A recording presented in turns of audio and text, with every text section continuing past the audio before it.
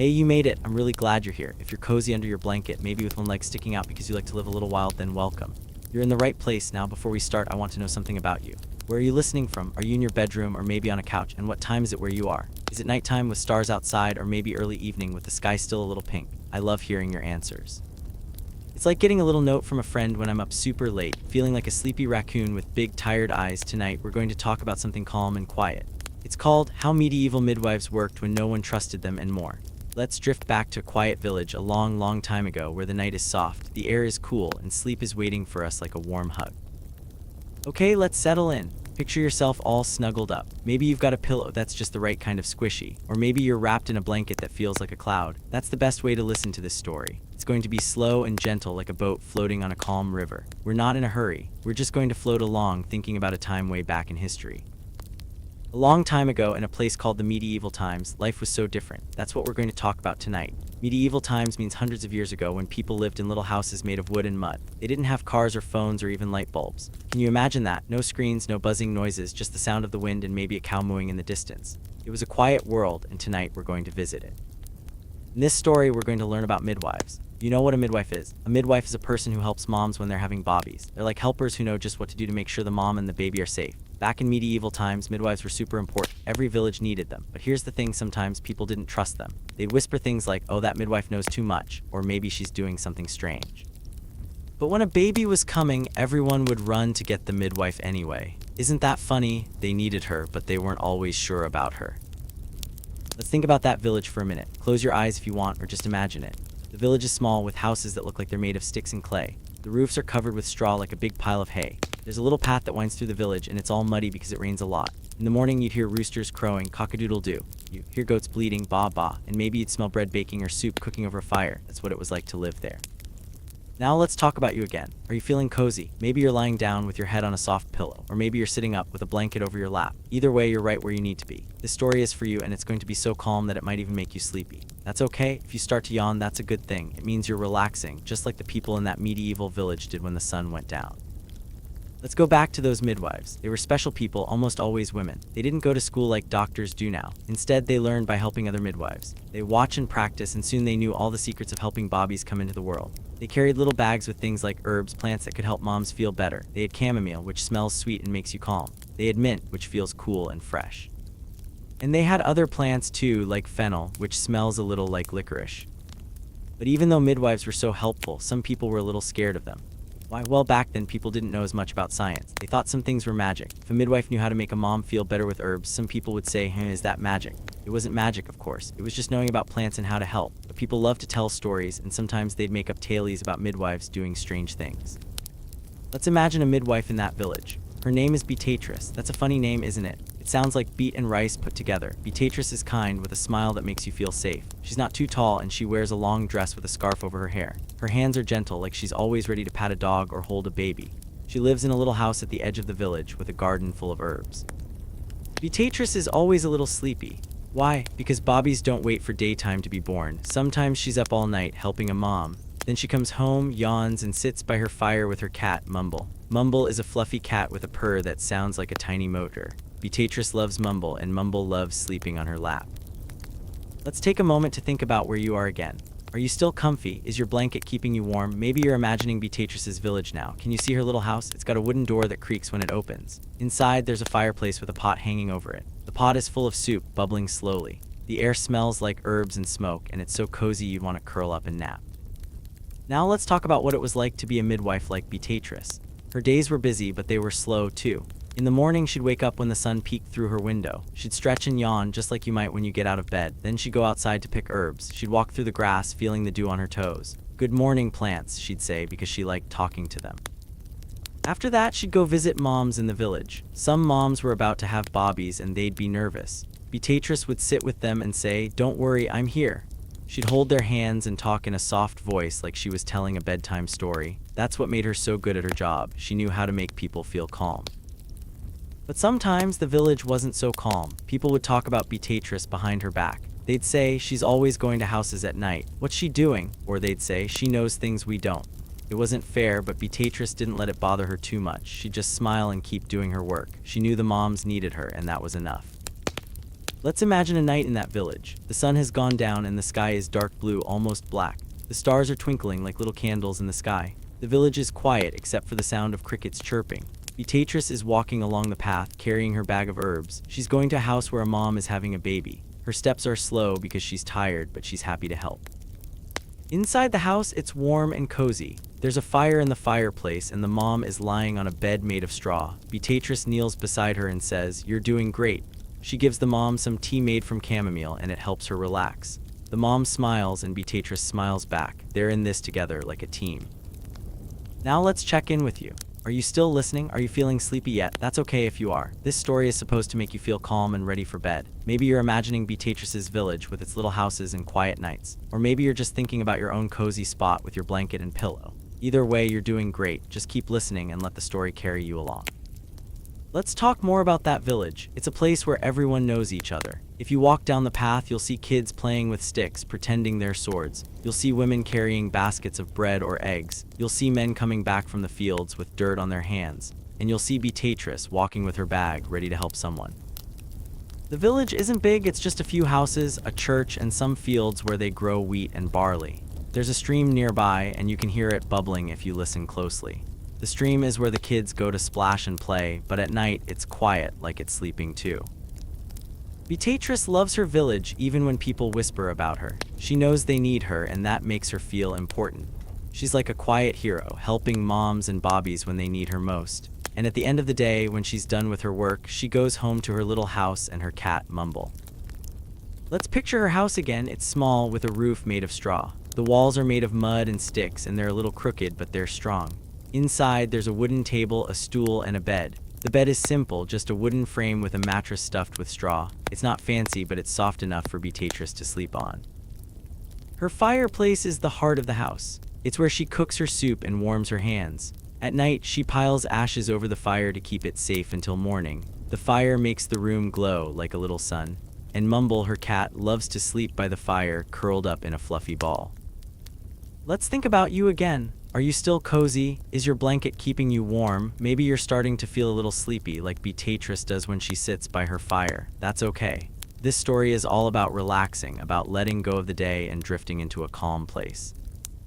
Let's go back to Beatrice and her work as a midwife. Sometimes her days were long. She'd walk from one house to another, checking on moms and bobbies. She'd carry her bag of herbs and she'd hum a little song to keep herself going. The song was soft, like a lullaby, and it made her feel calm. When she helped a mom have a baby, it was a special moment. The room would be quiet, except for the mom's breathing and Beatrice's soft words. "You're doing great," she'd say. "Just keep going." And when the baby was born, it was like a little miracle. The mom would smile and Beatrice would wrap the baby in a soft cloth and hand it to her. But not every day was easy. Sometimes things went wrong. A baby might be sick or a mom might be scared. Beatrice would do her best, but she couldn't fix everything. When that happened, she'd feel sad, but she'd keep going. She knew other moms needed her and she couldn't give up. The village didn't always make it easy for her. Some people would say mean things like, "Why is she always so busy?" or "What's in that bag of hers?" But Beatrice didn't let it stop her. She'd just keep walking, keep helping, keep being kind. Let's imagine a moment with Beatrice. It's nighttime and she's sitting by her fire. Mumble is on her lap, purring softly. The room is warm and the air smells like herbs. Beatrice is tired, but she's happy. She's thinking about the baby she helped bring into the world today. She's thinking about the mom who smiled and said, "Thank you." She yawns and her eyes start to close. She's ready for bed, but she's not in a rush. She knows sleep will come when it's time. That's how it was back then. People didn't worry about sleep. They just let it happen like a river flowing or a cloud drifting across the sky. Let's check in with you one more time. Are you still here? Are you feeling calm and cozy? Maybe you're starting to drift like Beatrice is. That's perfect. This story is all about helping you relax, helping you feel safe and warm. If you're yawning, that's a good sign. It means you're ready to let go, just like the people in that medieval village did. Let's talk a little more about that village. It's a place where the days were long and the nights were quiet. People worked hard growing food and taking care of animals. But when the sun went down, they knew it was time to rest. They didn't have clocks ticking or phones buzzing. They just listened to the world, the wind, the crickets, the soft sounds of the night. Beatrice was part of that world. She worked hard too, but she loved her job. She loved helping moms and bobbies. She loved knowing that she was making a difference, even if some people didn't understand her. And at the end of the day, she'd come home, sit by her fire, and let the world slow down. Her house was her safe place. It wasn't big or fancy, but it was hers. The fire kept it warm, and Mumble kept it cozy. The bed was simple, but it was enough. And when Beatrice climbed into bed, she'd pull her blanket up to her chin and sigh. It was a happy sigh, a tired sigh, a sigh that said, "I'm ready to rest." Let's imagine that feeling for a moment. Think about your own bed. Is it soft? Is it warm? Maybe you've got a favorite pillow or a stuffed animal you like to hug. That's what Beatrice's bed was like for her, a place where she could let go, where she could feel safe. Now let's think about the night in that village. The stars are out twinkling in the sky, the air is cool, and the world is quiet. Beatrice is asleep now, dreaming of soft things like clouds and rivers. The village is asleep too, wrapped in the darkness like a big, cozy blanket.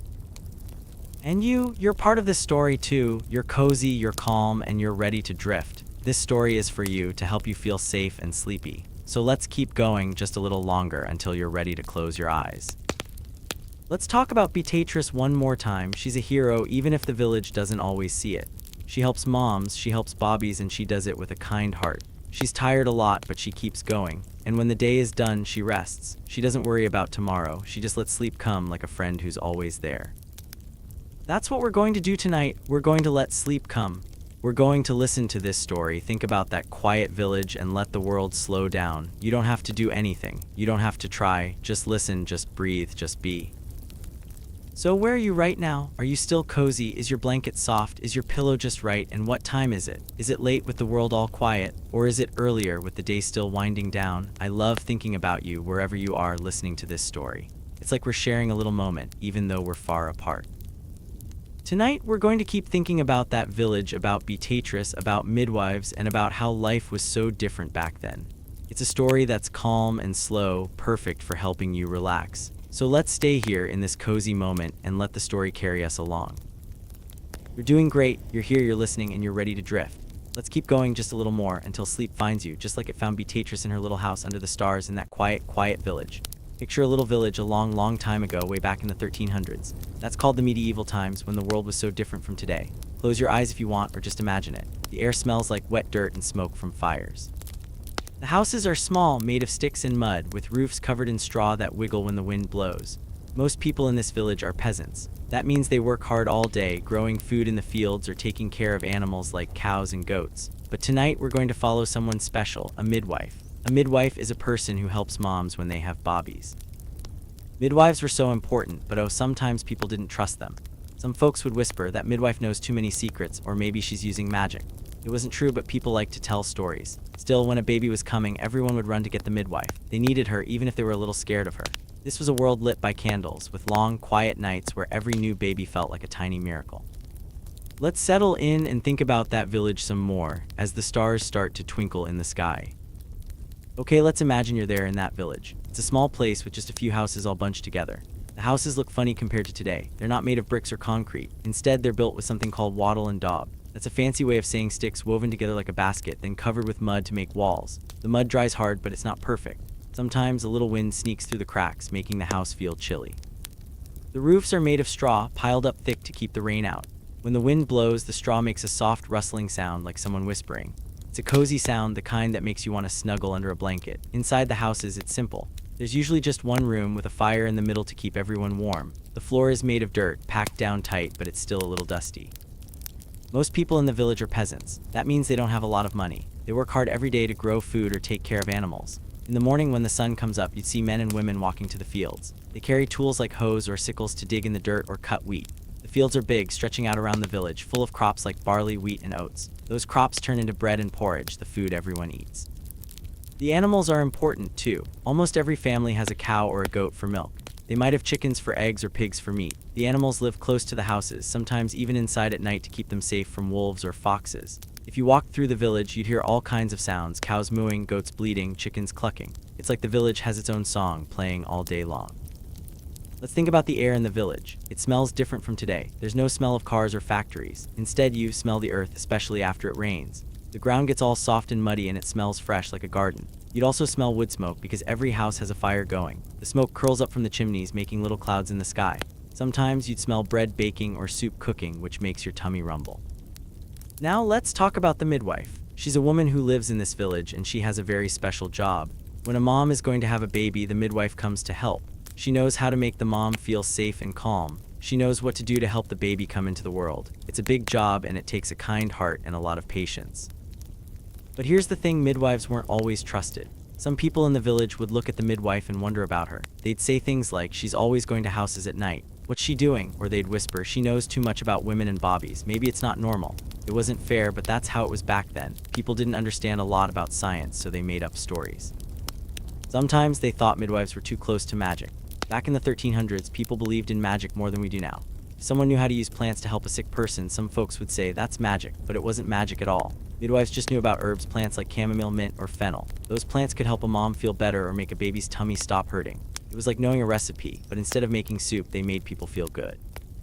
Even though some people whispered about midwives, everyone needed them. When a mom was having a baby, the family would send someone running to the midwife's house. They'd knock on her door, even if it was the middle of the night, and say, please come, the baby's coming. And the midwife would grab her bag, put on her cloak, and hurry to help. She didn't care if people talked about her. She just wanted to do her job. Let's imagine what that village looks like at night. The sun has gone down and the sky is dark, like a big blanket covered with stars. The village gets quiet. The animals are sleeping, tucked away in their pens. The fires in the houses are burning low, just glowing a little. The air is cool, and you can see your breath if you breathe out. The midwife might be walking through the village right now. She's carrying a little bag with her herbs and tools. Her cloak is wrapped tight around her to keep her warm. Her steps are slow because she's tired, but she's ready to help. Maybe she's going to a house where a mom is waiting for her. Maybe she's just checking on a new baby to make sure it's okay. Either way, she's part of the village, even if some people don't understand her. Let's think about the houses again. They're small, but they're cozy. Inside, families sleep close together to stay warm. The beds aren't like ours. They're made of wood with mattresses stuffed with straw or feathers. The straw can be a little pokey, but it's soft enough to sleep on. Everyone shares the blankets, which are made of wool and feel scratchy but warm. The fire in the house is important. It keeps the cold away and gives light when it's dark. At night, people pile ashes over the fire to keep it safe until morning. The fire makes the room glow like a tiny sun. Sometimes the smoke gets thick and makes your eyes water, but it's worth it for the warmth. The village has other buildings too. There's a church made of stone, which is fancier than the houses. The church is where people go to pray or listen to the priest. It's also where they have big events like weddings or baptisms for new bobbies. The church has a bell that rings to call everyone together. When you hear that bell, you know something important is happening. There's also a mill where they grind wheat into flour for bread. The mill has a big wheel that turns when water from the stream pushes it. The stream is another part of the village. It's where people get water to drink or wash clothes. Kids love to play in the stream, splashing and laughing, but at night it's quiet like it's resting too. Let's go back to the midwife. She's someone who knows the village better than almost anyone. She visits every house, helping moms and bobbies. She knows which families have goats or which ones grow the best carrots. She knows who's kind and who's grumpy. She's like a friend to everyone, even if they don't always act like it. Her job is hard, but it's special. When a baby is born, it's a happy moment. The mom smiles, the family cheers, and the midwife feels proud. She wraps the baby in a soft cloth and hands it to the mom. It's like giving a gift to the whole village because every new baby is important. But sometimes the midwife's job is sad. Not every baby is healthy and not every mom is okay. When that happens, the midwife does her best, but she can't fix everything. She might feel heavy in her heart, but she keeps going. She knows other moms need her and she can't stop. The village depends on her even if they don't always say it. When someone's sick, they might ask the midwife for help. When a mom is scared, they call for her. She's always there, ready to listen, ready to help.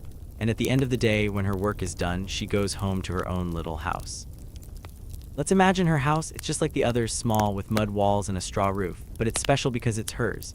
She has a garden outside full of herbs she uses in her work. There's chamomile, which smells sweet and helps you relax. There's mint, which feels cool in your mouth. And there's fennel, which smells a little like candy. She picks those herbs every day, drying them to use later. Inside her house, it's cozy. There's a fire in the fireplace with a pot of soup bubbling over it. The soup is simple, just barley and onions, but it smells so good. She has a wooden table, a stool, and a bed. Her bed is stuffed with straw and it's covered with a wool blanket. It's not fancy, but it's enough. She might have a cat too. Let's say her cat's name is Mumble because it purrs all the time like it's mumbling a song. Mumble loves to sleep by the fire, curled up in a fluffy ball. When the midwife comes home, she sits by the fire with Mumble on her lap. She's tired, but she's happy. She's done good work, and now it's time to rest. Let's think about the village at night again. The stars are bright like little lights in the sky. The houses are dark except for the glow of fires inside. The animals are quiet, dreaming of grass and sunshine. The midwife might be asleep now, or maybe she's still out helping a mom. Either way, the village is calm, wrapped in the soft darkness.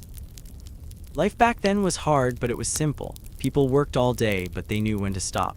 When the sun went down, they lit their candles or sat by the fire. They didn't have phones or computers to keep them awake. They just listened to the world, the wind, the animals, the crackle of the fire. And then they slept because that's what their bodies needed. The midwife was part of that world. She worked hard just like the peasants in the fields, but her work was different. She brought new life into the village. She helped moms and bobbies even when people whispered about her. She was strong even if she was tired. And when she went to bed, she slept deeply, knowing she'd done something good. Let's imagine walking through the village one more time. It's early evening now, just before the sun sets. The sky is turning pink and orange like a big painting. The peasants are coming back from the fields, carrying their tools. Their clothes are dirty, but they're smiling because the day is done. The kids are running around, chasing each other or playing with a ball made of rags. The animals are getting ready for night, too. The cows are in their pens, chewing on hay. The goats are bleating like they're saying goodnight. The chickens are fluffing their feathers, ready to roost. And the stream is still bubbling, soft and steady like a lullaby. The midwife might be out in her garden, picking herbs before it gets dark. She's humming a little song, one her mom taught her when she was a girl. Her hands move slowly, pulling leaves and tucking them into her basket. She's thinking about the moms she'll visit tomorrow, or maybe the baby she helped today. The village is a busy place, but it's peaceful too. Everyone has a job to do, and they do it together. The peasants grow the food, the miller grinds the flour, the baker makes the bread. And the midwife, she brings the bobbies, the ones who will grow up to be the next peasants, millers, and bakers. But it's not always easy. The village has hard times too. Sometimes the crops don't grow well and there's not enough food.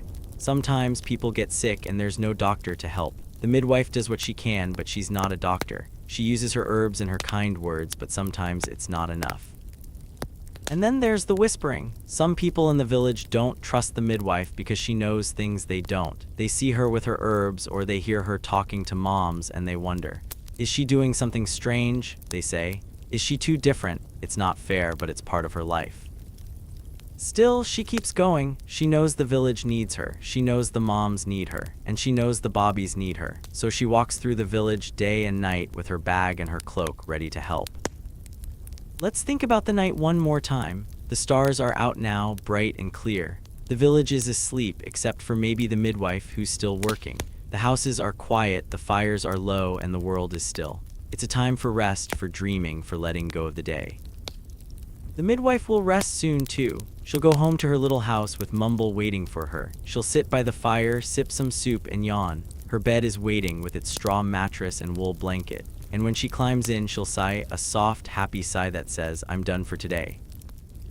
That's what life was like in the 1300s. It was hard, but it was simple. People worked, they helped each other, and they rested. The midwife was part of that with her special job and her kind heart. And even if some people didn't trust her, she kept going because she knew she was needed. Now let's get ready to meet her. Her name is Beatrice, and she's waiting for us in the next part of our story. The stars are peeking out, the night is soft, and sleep is close. Let's keep going, slow and gentle, into the village and into her world. Her name is Beatrice, and she's a woman with kind eyes that sparkle like stars in the night sky.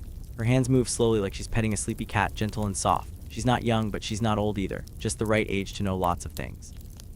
She wears a cloak that's patched up with bits of cloth, like a quilt made for keeping warm. Her hair is tucked under a linen cap, a little scarf that keeps it neat. Beatrice loves her village, even when people whisper and gossip about her. She's always sleepy because bobbies don't care about bedtime. They come whenever they want, day or night. When she's not helping moms have bobbies, Beatrice is dozing by her fire.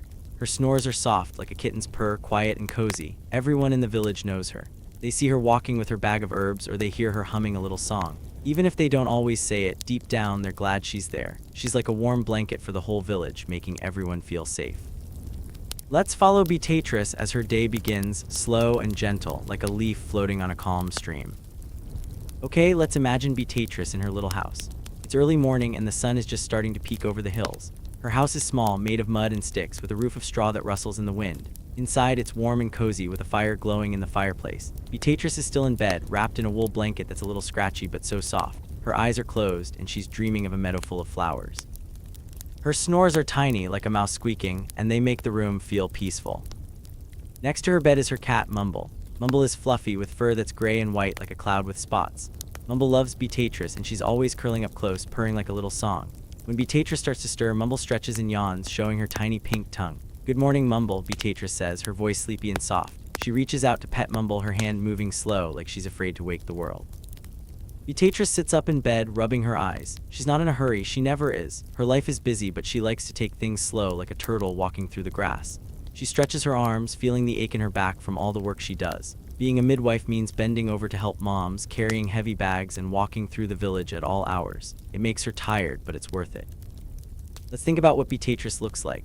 She's not tall, but not short either, just the right size to hug a mom or hold a baby. Her face is kind, with little lines around her eyes from smiling so much. Her eyes are brown, warm like hot soup, and they make you feel safe when she looks at you. Her hands are strong but gentle, with fingers that know how to tie knots or rub a mom's back. Her cloak is old, with patches of green and blue sewn on where it got torn. It's not fancy, but it keeps her warm when she's out in the cold. Her linen cap is white, tied under her chin with a string. It covers her hair, which is brown with a few gray strands like threads of silver. She tucks her hair under the cap every morning because it's practical. She doesn't want it getting in the way when she's helping a mom. Under her cloak, she wears a long dress, simple and soft, with an apron tied around her waist. The apron has pockets for her herbs and tools, and it's always a little dusty from walking through the village. Beatrice loves her village. It's a small place with houses made of mud and straw, all snuggled close together. The people are her neighbors, her friends, even if they sometimes talk about her. She knows they need her, and that makes her heart feel full, like a basket of fresh bread. She loves the sound of the village, the roosters crowing, the goats bleating, the kids laughing as they play. It's like music to her, even when she's so sleepy her eyes want to close. Why is she always sleepy? Because bobbies don't wait for bedtime. Sometimes Beatrice is up all night helping a mom have a baby. She'll sit by the mom's side, holding her hand, saying, "You're doing great." She'll give her tea made from herbs to help her feel calm. And when the baby comes, Beatrice wraps it in a soft cloth and smiles. It's hard work and it makes her yawn, but she loves it. When she's not working, Beatrice likes to sit by her fire. Her house has a fireplace in the middle with a pot hanging over it. The pot is full of soup, bubbling slow, filling the air with the smell of onions and barley. The fire crackles, sending little sparks up into the air. Beatrice pulls her stool close and sits, her hands resting in her lap. Mumble jumps up, curling into a ball on her knees. Beatrice pets her, and soon her eyes start to close. Her snores come soft and steady, like waves on a quiet lake. Everyone in the village knows Beatrice. They see her walking down the path, her cloak flapping in the wind. They see her in her garden, picking herbs like chamomile and mint. They hear her voice, soft and kind, when she talks to moms or bobbies. Some people smile when they see her, happy to know she's there. Others whisper, saying things like, "She's always so busy. What's she doing?" or "She knows too much." Beatrice hears the whispers, but she doesn't let them bother her. She just keeps going, doing her work, helping her village. Let's imagine her house some more. It's at the edge of the village where the path meets the meadow. The meadow is full of grass and flowers, and it's where Beatrice goes to pick her herbs. Her house is small, with a wooden door that creaks when it opens. Inside, it's simple but cozy. There's a table, a stool, and her bed. The bed is wooden, with a mattress stuffed with straw. It's not soft like a modern bed, but it's good enough for Beatrice. She covers it with a wool blanket, warm and heavy, that smells a little like lavender from the herbs she keeps nearby. The fireplace is the heart of her house. It keeps her warm, cooks her food, and gives light when it's dark. Beatrice is careful with her fire. At night, she piles ashes over the coals to keep them safe until morning. The fire makes the room glow like a tiny sun, and it's where Mumble loves to sleep. The cat finds the warmest spot, right by the hearth, and purrs so loud it's like a little song. Beatrice's bag is always ready by the door. It's a cloth sack, worn and soft, filled with things she needs for her work. There are herbs like chamomile for calming moms or fennel for helping bobbies with tummy aches. There are cloths, clean and folded, for wrapping bobbies. And there's a little knife, sharp and small, for cutting things like string. She carries that bag everywhere, slung over her shoulder, ready to go whenever someone needs her. Let's think about Beatrice's day. It starts slow because she's not a morning person. She wakes up when the rooster crows, loud and proud, telling the village it's time to get up. Beatrice groans a little because she was up late helping a mom, but she sits up, rubs her eyes, and smiles at Mumble. "Another day," she says, her voice soft like a whisper. She gets out of bed, her bare feet touching the dirt floor. It's cool, but she doesn't mind. She splashes water on her face from a bowl on the table. The water is cold, waking her up just a little. Then she puts on her dress, her apron, and her cloak. She ties her linen cap over her hair, making sure it's neat. She's ready to start her day, even if her eyes are still heavy. Beatrice opens her door and steps outside. The air is fresh, smelling of grass and dew. The village is waking up too. She hears the cluck of chickens, the bleat of goats, and the chatter of kids running around. The sun is climbing higher, painting the sky with pink and gold. Beatrice takes a deep breath, feeling the cool air fill her lungs. It's a new day and she's ready to help. Her first stop is her garden. It's a little patch of dirt behind her house, full of plants she uses for her work. There's chamomile with its tiny white flowers that smell sweet. There's mint with leaves that feel cool when you chew them. And there's fennel, which smells like licorice and helps Bobbies feel better. Beatrice kneels in the dirt, her hands moving slow, picking leaves and tucking them into her basket. She talks to the plants because she thinks they like it. "Good morning, my friends," she says. "Grow strong for me." The garden is her happy place. It's quiet, except for the buzz of bees and the chirp of birds. The flowers nod in the breeze like they're saying hello. Beatrice spends a long time there because it makes her feel calm. She's always sleepy, but the garden wakes her up just enough to keep going. After the garden, Beatrice might walk through the village. She carries her basket, her cloak flapping as she goes. The path is muddy, sticking to her shoes, but she doesn't mind. She waves at her neighbors, smiling even when they don't smile back. Some people are kind, like old Martha, who always gives her a bit of bread. Others are quiet, watching her with curious eyes. Beatrice knows they're wondering about her, but she keeps walking, her head high. She might stop at a house to check on a mom. Maybe it's Agnes, a young woman who's going to have her first baby soon. Agnes is nervous, and Beatrice sits with her, holding her hand. "It's going to be okay," she says, her voice soft like a lullaby. "I'll be there with you." Agnes smiles, feeling better because Beatrice is so calm. That's what makes Beatrice special. She knows how to make people feel safe. Let's think about why Beatrice loves her village. It's not perfect. The houses are small, the paths are muddy, and the winters are cold. The people aren't always kind, and some of them gossip about her. They say things like, "She's too quiet," or "Why is she always carrying that bag?" But Beatrice doesn't let it get her down. She knows the village needs her, and that's enough. She loves the little things about the village. She loves the way the stream sparkles in the sun like a ribbon of silver. She loves the sound of the church bell ringing soft and clear. She loves the kids who run up to her asking for a story or a piece of mint from her garden. And she loves the moms she helps, the ones who smile when their Bobbies are born. Those moments make her heart feel warm, like sitting by the fire on a cold night. Beatrice is always sleepy, but she's happy too. Her life is full of work, but it's good work. She helps moms, she helps Bobbies, and she helps the village keep going. When she's tired, she thinks about her bed waiting for her at home. She thinks about Mumble purring by the fire. And she thinks about the next mom she'll help, the next baby she'll hold. Let's imagine her walking back to her house. It's late morning now and the village is busy. The peasants are in the fields, digging in the dirt. The kids are playing, chasing a ball made of rags. The goats are eating grass, their bells jingling. Beatrice walks slow, her basket full of herbs. She's thinking about her day, about the moms she'll visit, about the soup she'll eat later. When she gets home, she sets her basket on the table. Mumble runs up, rubbing against her legs. "Hello, you," Beatrice says, bending down to pet her. Mumble purrs loud and happy like she's saying, "I missed you." Beatrice laughs, a soft sound that fills the room. She loves her cat and Mumble loves her back. She sits by the fire, pulling her stool close. The flames are low, but they're warm. She adds a stick to the fire, watching it catch and glow. The room smells like smoke and herbs, a cozy mix that makes her yawn. She's not ready to nap yet, but she's close. Her eyes are heavy, like they're begging to close. Beatrice thinks about her life. She's been a midwife for a long time, ever since she was young. Her mom was a midwife too, and she taught Beatrice everything she knows. She taught her how to pick herbs, how to make tea, how to help moms. Beatrice remembers sitting with her mom, watching her work, learning by doing. It wasn't easy, but it was worth it. She's proud of her work, even if some people don't understand it. She knows the village needs her, and that makes her feel strong. When she helps a mom have a baby, it's like giving a gift to the whole village. Bobbies are the future, the ones who will grow up to work in the fields or bake bread. Beatrice is part of that, and it makes her smile. Let's think about the village again. It's a small place, but it's full of life. The houses are close together, like friends holding hands. The paths are winding, leading to the fields, the stream, the church. The people are busy, but they're kind too. They help each other, sharing food or tools. And Beatrice is part of that, helping in her own way. She knows everyone in the village. There, old Martha, who makes the best bread. There, young Tom, who's always chasing his goats. There's Agnes, who's nervous about her baby. And there's little Ellen, Beatrice's niece, who loves to visit and hear stories. Beatrice loves them all, even the ones who whisper about her. The whispers don't stop her. She knows why they happen. People are scared of what they don't understand. They see her with her herbs, or they hear her talking to moms, and they wonder. Is she doing magic, they say? Is she too different? But Beatrice isn't doing magic. She's just helping, using what she knows to make people feel better. Let's imagine her sitting by the fire again. Mumble is on her lap, purring soft and steady. The soup is bubbling, filling the air with a warm smell. Beatrice's eyes are closing, but she's not asleep yet. She's thinking about her day, about the village, about the moms and bobbies. She's tired, but she's happy because she's doing what she loves.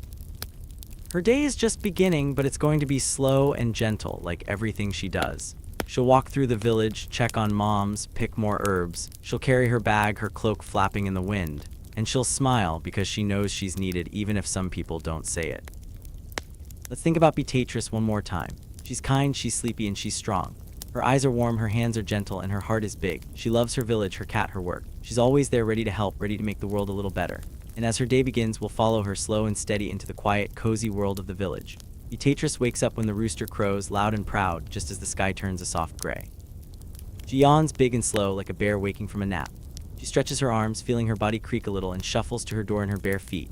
The village is quiet, so quiet you can hear the cluck of hens and the faraway bleat of a goat. Beatrice is a midwife, which means she helps moms have bobbies, and her job keeps her up at all kinds of hours. But mornings, oh, mornings are special. They're for gathering herbs, mint, chamomile, fennel, for the moms she takes care of. She steps outside and walks to the meadow, her steps soft on the wet, dewy grass. "Oh, you silly plants," she murmurs, her voice like a whisper, "always hiding from me." Her basket swings gently in her hand, and the world feels like it's still half asleep, cozy and calm. Soon she'll be needed because bobbies don't wait. But first, there's work to do, slow and gentle work. Let's imagine Beatrice in her little house, right at the edge of the village. Her house is small, with walls made of mud and sticks and a roof of straw that rustles when the wind blows. Inside, it's warm from the fire she keeps going in the fireplace. The fire is low now, just a few glowing coals, but it's enough to make the room feel cozy. Beatrice is still in bed when the rooster starts crowing. "Cock-a-doodle-doo," it shouts, and she opens her eyes, blinking in the dim light. Her bed is simple, just a wooden frame with a mattress stuffed with straw. It's not soft like a modern bed, but it's good enough for Beatrice. She has a wool blanket, heavy and warm, pulled up to her chin. Next to her, curled up like a fluffy ball, is her cat, Mumble. Mumble purrs softly, even in her sleep, and Beatrice smiles. "You're my little heater," she whispers, giving Mumble a gentle pat. She yawns again, so big her eyes water. She's tired because she was up late last night helping a mom named Agnes.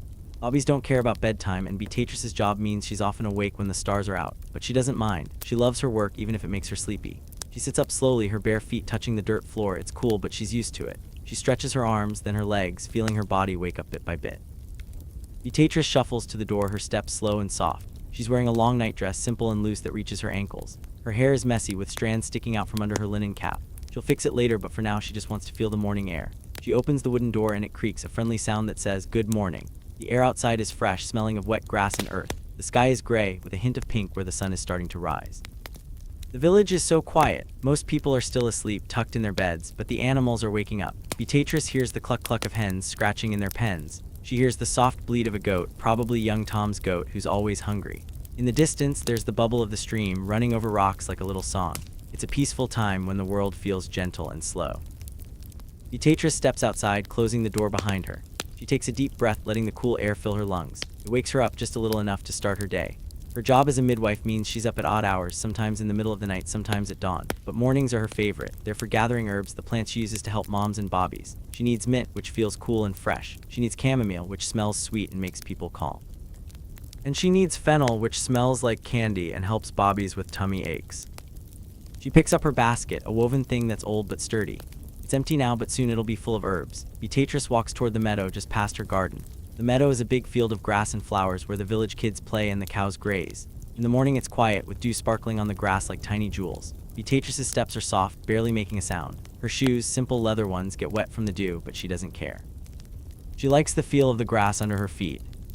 "Oh, you silly plants," she says, talking to the herbs like they're her friends. "Always hiding from me." She smiles because she knows where they grow. The meadow has little patches of herbs tucked between the grass and flowers. Beatrice kneels down, her dress getting a bit muddy. She doesn't mind. She reaches for the mint first, its leaves green and shiny. She pinches off a few, sniffing them. They smell fresh, like a cool breeze. She puts them in her basket, careful not to squish them. Next, she looks for chamomile. Chamomile has tiny white flowers like daisies, and they smell sweet like apples. Beatrice finds a patch and picks the flowers gently, her fingers slow and careful. "Thank you," she whispers, because she thinks the plants like to be thanked. She adds the chamomile to her basket, where it sits next to the mint. The basket is starting to look full, but she needs one more thing: fennel. Fennel is taller, with feathery leaves and a smell like licorice. Beatrice walks a little farther, her eyes scanning the meadow. "Where are you, fennel?" she says, her voice soft like a song. She finds it near a big rock, growing tall and proud. She picks some of the leaves, rubbing them between her fingers. The smell makes her smile. She adds the fennel to her basket, and now it's full, swinging gently as she stands up. The meadow is so pretty in the morning. The grass is green, the flowers are bright, and the dew makes everything sparkle. Beatrice looks around, feeling happy. The sky is lighter now, with more pink and gold where the sun is rising. The village is starting to wake up. She hears a dog bark, sharp and quick, and the clatter of a bucket as someone gets water from the stream. But it's still quiet, still calm, like the world is taking a big, slow breath. Beatrice starts walking back to her house, her basket in one hand, her cloak wrapped around her. The cloak is old, with patches sewn on where it got torn. It's not fancy, but it keeps her warm. Her dress is simple too, with an apron tied around her waist. The apron has pockets for her herbs and tools, and it's already got a bit of dirt on it from the meadow. Beatrice doesn't mind. She's used to getting dirty. As she walks, she thinks about her day. She's a midwife, which means she helps moms when they have babies. It's a big job, and it keeps her busy. Today she'll visit Agnes, a young mom who's nervous about her first baby. Beatrice will sit with her, hold her hand, and say, "Don't worry, I'm here." She'll check on other moms too, and maybe a baby who was born last week. Her work is important, even if some people in the village don't trust her. The village is small, with houses made of mud and straw, all bunched together like friends. The paths are muddy, winding through the houses to the fields and the stream. Beatrice knows every path, every house, every family. She's lived here her whole life, and she loves it even when people whisper about her. They say things like, "She knows too much," or "Why is she always out at night?" Beatrice hears the whispers, but she doesn't let them stop her. She knows the village needs her. When she gets back to her house, she opens the door and steps inside. Mumble is waiting, meowing softly like she's saying, "Where were you?" Beatrice laughs, a quiet sound that fills the room. "I was getting herbs, silly cat," she says, setting her basket on the table. Mumble jumps up, sniffing the basket, her nose twitching. Beatrice pets her, feeling the soft fur under her fingers. Mumble purrs, loud and happy like a little motor. The house smells like smoke and herbs, a cozy mix that makes Beatrice yawn. She's still sleepy, but she has work to do. She sits at her table, a simple wooden one, and starts sorting her herbs. She spreads them out, checking each one. The mint is fresh, the chamomile is soft, and the fennel is perfect. She'll dry some of them later, hanging them near the fire. Others she'll use today, making tea or salves for the moms she helps. Beatrice loves her herbs. They're like her tools, helping her do her job. Mint wakes people up or soothes their stomachs. Chamomile makes them calm, like a warm hug. Fennel helps bobbies when they're fussy. Beatrice learned about herbs from her mom, who is a midwife too. She remembers sitting with her mom, watching her pick plants, learning their names and smells. It's a big part of who she is, and it makes her happy. She stands up, stretching again. Her back aches a little because being a midwife is hard work. She's always bending over, carrying things or walking long distances. But she doesn't complain. She loves her job even when it makes her tired. She puts on her shoes, ties her apron tighter, and grabs her bag. The bag is cloth, worn and soft, with her herbs and tools inside. She slings it over her shoulder, ready to go. Before she leaves, she checks the fire.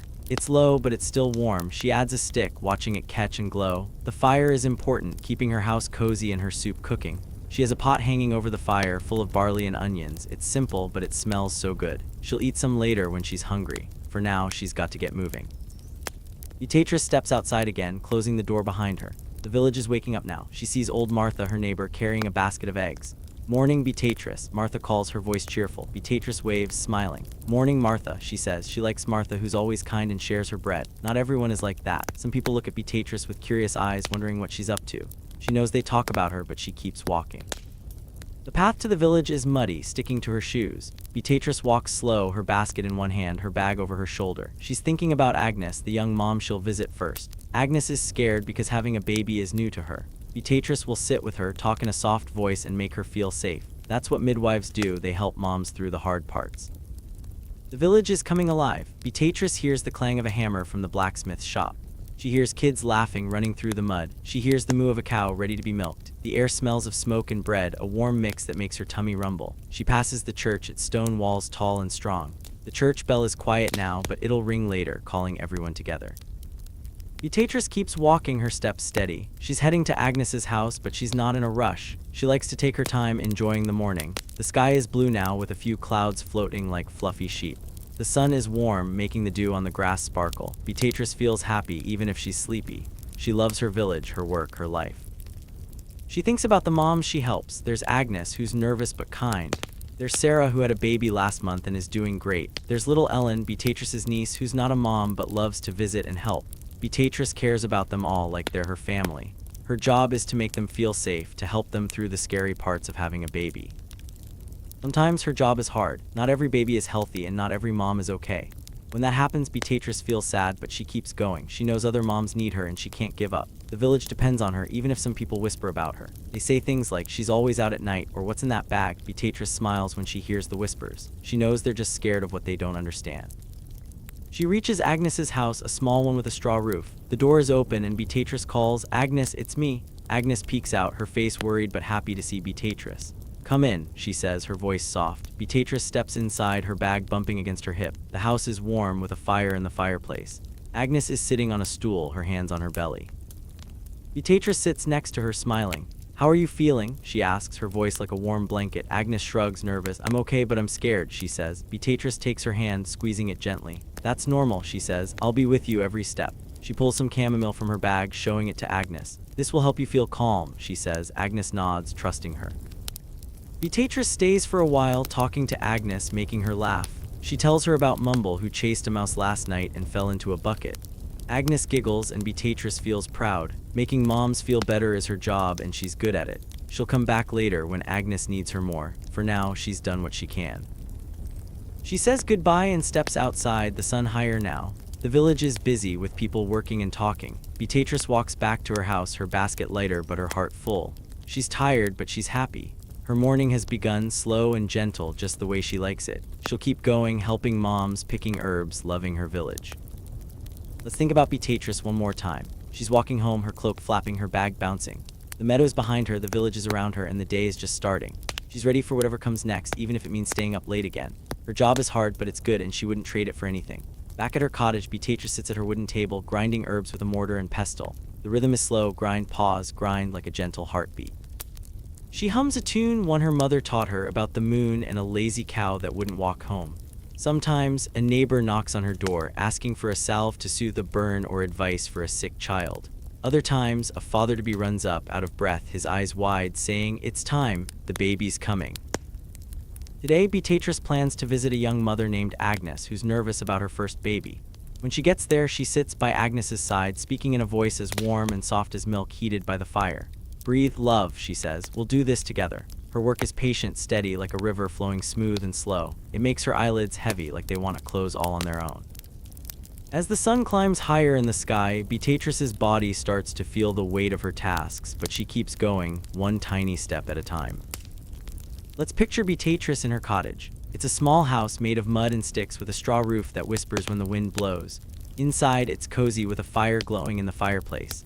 The fire is small, just enough to keep the chill away, and a pot of soup hangs over it, bubbling with barley and onions. The air smells like smoke and herbs, a warm mix that makes you want to yawn.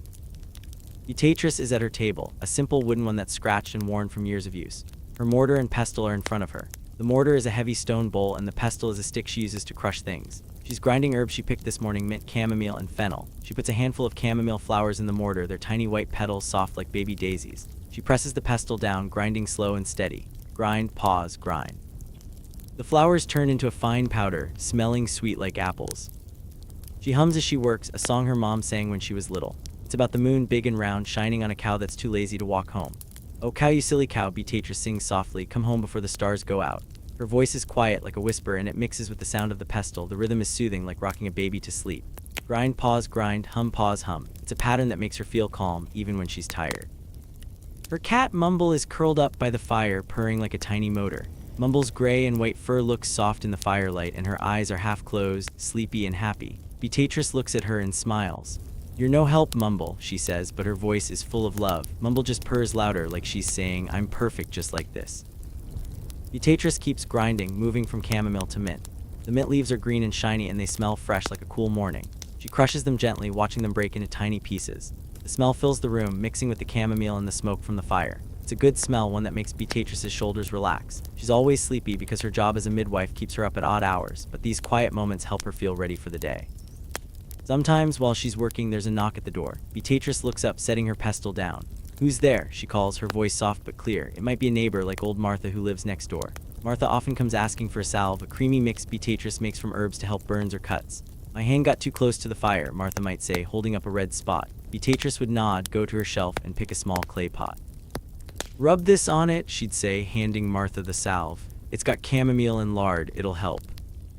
Other times, it's someone else, maybe a mom worried about a sick child.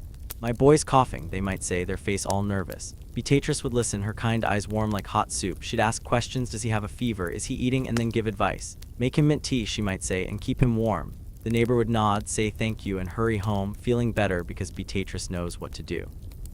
But sometimes the knock is different. It's loud, fast, like someone's in a hurry. Beatrice knows what that means. She opens the door and there's a father-to-be, his face red from running. It's time, he says, his voice shaky. The baby's coming. Beatrice doesn't panic. She's done this many times. She grabs her bag, a cloth sack with her herbs and tools, and follows him, her cloak flapping as she walks. Her heart beats a little faster, but her face stays calm. She's ready to help. Today, though, it's quiet so far. No knocks, no running fathers. Beatrice keeps grinding her herbs, her hands moving slow. She finishes the mint and starts on the fennel. Fennel has feathery leaves and smells like licorice, sweet and sharp. She crushes it carefully, making sure it's fine enough for tea. Fennel is good for bobbies with tummy aches, and Beatrice always keeps some ready. When she's done, she scoops the ground herbs into little cloth bags, tying them with string. She sets them on her shelf next to other bags and pots. Her shelf is full of things she needs: herbs, salves, cloths, a small knife for cutting string. Everything has a place, and Beatrice knows where it all is, even with her eyes closed.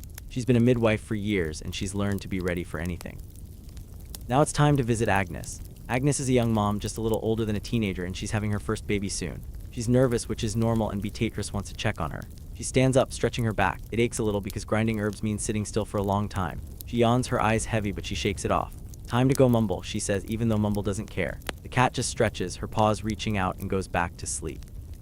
Beatrice puts on her cloak, the patched one that keeps her warm. She ties her linen cap over her hair, making sure it's neat. Her dress is simple, with an apron that has pockets for her herbs. She grabs her bag, slings it over her shoulder, and picks up her basket with the fresh herbs. She's ready to go. She opens the door, steps outside, and closes it softly behind her. The village is awake now, but it's still calm. The sun is climbing, a bright ball in a blue sky. The air smells of smoke and bread, and Beatrice hears the cluck of hens and the chatter of kids playing. The path to Agnes's house is muddy, sticking to her shoes, but she walks slow, enjoying the morning. Her basket swings in her hand, and her bag bumps against her hip. She hums her moon and cow song, the tune soft like a lullaby. The village is small, with houses made of mud and straw, all closed together. Beatrice knows every house, every family. She waves at young Tom, who's chasing his goat down the path. "Morning, Tom," she calls, and he grins, waving back. She passes old Martha's house, where smoke curls from the chimney. Martha's probably baking bread, and Beatrice's tummy rumbles at the thought. Agnes's house is near the stream, where the water bubbles over rocks. It's a small house just like Beatrice, with a straw roof and a wooden door. Beatrice knocks gently, calling, "Agnes, it's me." The door opens and Agnes peeks out, her face worried but happy to see Beatrice. "Come in," she says, her voice soft. Beatrice steps inside, her bag and basket in hand. The house is warm, with a fire crackling in the fireplace. Agnes is sitting on a stool, her hands on her belly. She's young, with long brown hair and big eyes that look scared. Beatrice sets her things down and sits next to her, smiling. "How are you, love?" she asks, her voice warm like milk heated by the fire. Agnes shrugs, nervous. "I'm okay," she says, "but I'm scared about the baby." Beatrice takes Agnes's hand, squeezing it gently. "That's normal," she says. "Having a baby is big, but you're strong, and I'll be here with you." Her voice is soft, like a blanket wrapping around Agnes. She speaks slow, making sure Agnes feels safe. "Breathe, love," she says. "We'll do this together." Agnes nods, her shoulders relaxing a little. She trusts Beatrice because Beatrice is kind and knows what to do. Beatrice pulls some chamomile from her bag, showing it to Agnes. "This is for tea," she says. "It'll help you feel calm." She explains how to make it. "Just put the flowers in hot water and let them sit." Agnes listens, her eyes wide, soaking up every word. Beatrice talks about other things too, like how to rest and eat good food. "You need strength," she says, "for you and the baby." They talk for a while, and Beatrice tells a funny story about Mumble, who chased a mouse and fell into a bucket. Agnes laughs, her face lighting up. Beatrice feels proud. Making Agnes smile is part of her job, just like giving her herbs. She stays until Agnes feels better, then says, "I'll come back soon, you rest now." Agnes nods, saying, "Thank you, Beatrice." Beatrice smiles, picks up her bag and basket, and heads out. Outside, the sun is higher, warming the village. Beatrice walks back to her cottage, her steps slow. Her eyelids are heavy, like they're made of stone. Her work is patient, steady, but it's tiring too. She's been up since the rooster crowed, grinding herbs, visiting Agnes, and thinking about the moms she helps. Her body feels it, like a weight pressing down. When she gets home, she opens the door and steps inside. Mumble is still by the fire, purring away. "You lazy cat," Beatrice says, but she's smiling. She sets her bag and basket down, then sits at her table. There's more work to do, more herbs to grind, more salves to make, but she's not in a hurry. She works one tiny task at a time, like always. She picks up her mortar and pestle again, adding more chamomile. Grind, pause, grind. The rhythm is back, slow and steady. She hums her song, the one about the moon and the lazy cow. The fire crackles, mumble purrs, and the soup bubbles. The cottage is cozy, wrapping Beatrice in warmth. Her eyes droop, but she keeps going because that's what she does. Sometimes she thinks about the village. It's a small place, but it's her home. She loves the people, even the ones who whisper about her. They say things like, she knows too much, or why is she always busy? Beatrice knows why they whisper. They're scared of what they don't understand. Her herbs, her late night visits, her way of helping moms, it's different, and different can feel strange. But she doesn't let it stop her. She knows the village needs her. She thinks about Agnes, who's nervous but brave. She thinks about other moms like Sarah, who had a baby last month. She thinks about the Bobbies, tiny and new, who need her care. Her work is hard, but it's good. It makes her heart feel full, like a basket of ripe apples. Even when she's tired, even when her eyelids are heavy, she keeps going, one tiny task at a time. Beatrice grinds more herbs, her hands moving slow. She makes a salve, mixing chamomile with lard in a small pot. She stirs it over the fire, watching it melt into a creamy paste. It smells good, like flowers and warmth. She scoops it into a clay pot, setting it on her shelf. It's ready for the next neighbor who needs it. The day is moving on, and Beatrice feels it in her bones. Her back aches, her feet are sore, and her eyes want to close. She's been working since dawn, doing her tasks with care. She yawns big and loud, and Mumble looks up, her eyes curious. "Don't judge me," Beatrice says, laughing softly. She loves these quiet moments when it's just her, Mumble, and the work she knows so well. She thinks about her mom, who taught her to be a midwife. Her mom was kind like Beatrice, with hands that moved slow and a voice that made people feel safe. She showed Beatrice how to grind herbs, how to make salves, how to help moms. "Be patient," her mom would say. "Do one thing at a time." Beatrice remembers those words, and they guide her every day. The village is busy outside. Beatrice hears the clang of the blacksmith's hammer, the laughter of kids, the bleat of goats. She knows everyone is working just like her. The peasants are in the fields, digging in the dirt. The baker is kneading dough for bread. The kids are playing, chasing each other through the mud, and Beatrice is here in her cottage, doing her part. She finishes her salve and starts on another task. She checks her bag, making sure it's ready for the next call. She has herbs, cloths, a knife, and a small bowl for mixing. Everything is there, just where it should be. She ties the bag closed, setting it by the door. She's always ready because Bobbies don't wait, and neither do moms. Beatrice stands up, stretching her arms. Her body is tired, but her heart is happy. She's done good work today, grinding herbs, visiting Agnes, making salves. She'll do more before the day is over, because that's her life. One tiny task at a time, slow and steady, like a river flowing or a breeze blowing through the meadow. She walks to the fire, checking the soup. It's ready now, thick and warm. She ladles some into a wooden bowl, the steam rising like little clouds. She sits at her table, sipping slowly. The soup is simple, but it tastes good, filling her tummy with warmth. Mumble watches, hopping for a taste, but Beatrice shakes her head. "This is mine, greedy cat," she says, smiling. As she eats, she thinks about the village again. It's not perfect. The houses are small, the winters are cold, and some people whisper about her. But it's her home, and she loves it. She loves the stream that sparkles in the sun, the church bell that rings soft and clear, the kids who run to her for stories. And she loves her work, even when it's hard, even when it makes her sleepy. She finishes her soup and sets the bowl down. There's more to do, but she's not in a rush. She picks up her mortar and pestle, starting on another batch of herbs. Grind, pause, grind. She hums her song, the fire crackles, and Mumble purrs. The cottage is a cozy world just for her, and she's happy here. Beatrice thinks about Agnes, who's waiting for her baby. She thinks about the father-to-be who might knock on her door tonight, saying, "It's time." She thinks about the moms and Bobbies who need her, and it makes her feel strong.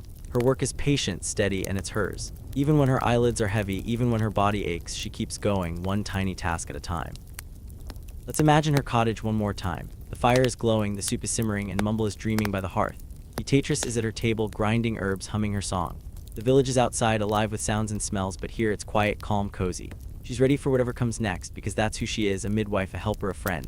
Midwifery is hard on the bones. Beatrice's back aches from leaning over beds, helping moms have Bobbies. Her feet throb like they're singing a song of tiredness from standing too long. But there's something special about her work, helping a mom, holding a new baby, that makes her heart feel full, like a basket of warm bread. Even when her body begs for rest, she keeps going because she loves what she does. By afternoon, Beatrice is yawning again, her eyes drooping like a puppy's after a long play. She sits on a stool in her cottage, sipping nettle tea that's hot and a little bitter. She sighs, a long, cozy sigh that says, "I'll rest soon." Her body is tired, but her heart is happy. Sleep is calling like a soft whisper in her ear, but first, she needs a place to lay her head. Let's picture Beatrice in her little cottage. It's a small house made of mud and sticks with a straw roof that rustles when the wind blows. Inside, it's warm and cozy with a fire glowing in the fireplace. The fire is small, just a few coals, but it keeps the room nice and toasty. A pot of soup hangs over it, bubbling with barley and onions, filling the air with a yummy smell. The afternoon sun sneaks through the cracks in the shutters, making little lines of light on the dirt floor. Beatrice is sitting on her stool, a wooden one that's wobbly but strong. Her hands are wrapped around a clay cup holding nettle tea. Nettle tea is made from a plant with prickly leaves, but when you boil it, it's good for you. It helps her feel strong even when her body is tired. She sips it slowly, the warmth spreading through her chest like a hug. Her eyes are heavy, like they want to close all on their own. She yawns big and loud, and her cat Mumble looks up from her spot by the fire. Mumble is fluffy with gray and white fur that glows in the firelight. She's curled up like a ball, purring soft and steady.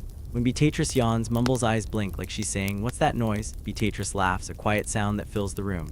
"Sorry, Mumble," she says. "I'm just so tired." Mumble stretches, her paws reaching out, and goes back to sleep. Beatrice wishes she could curl up like that, but she's got work to do.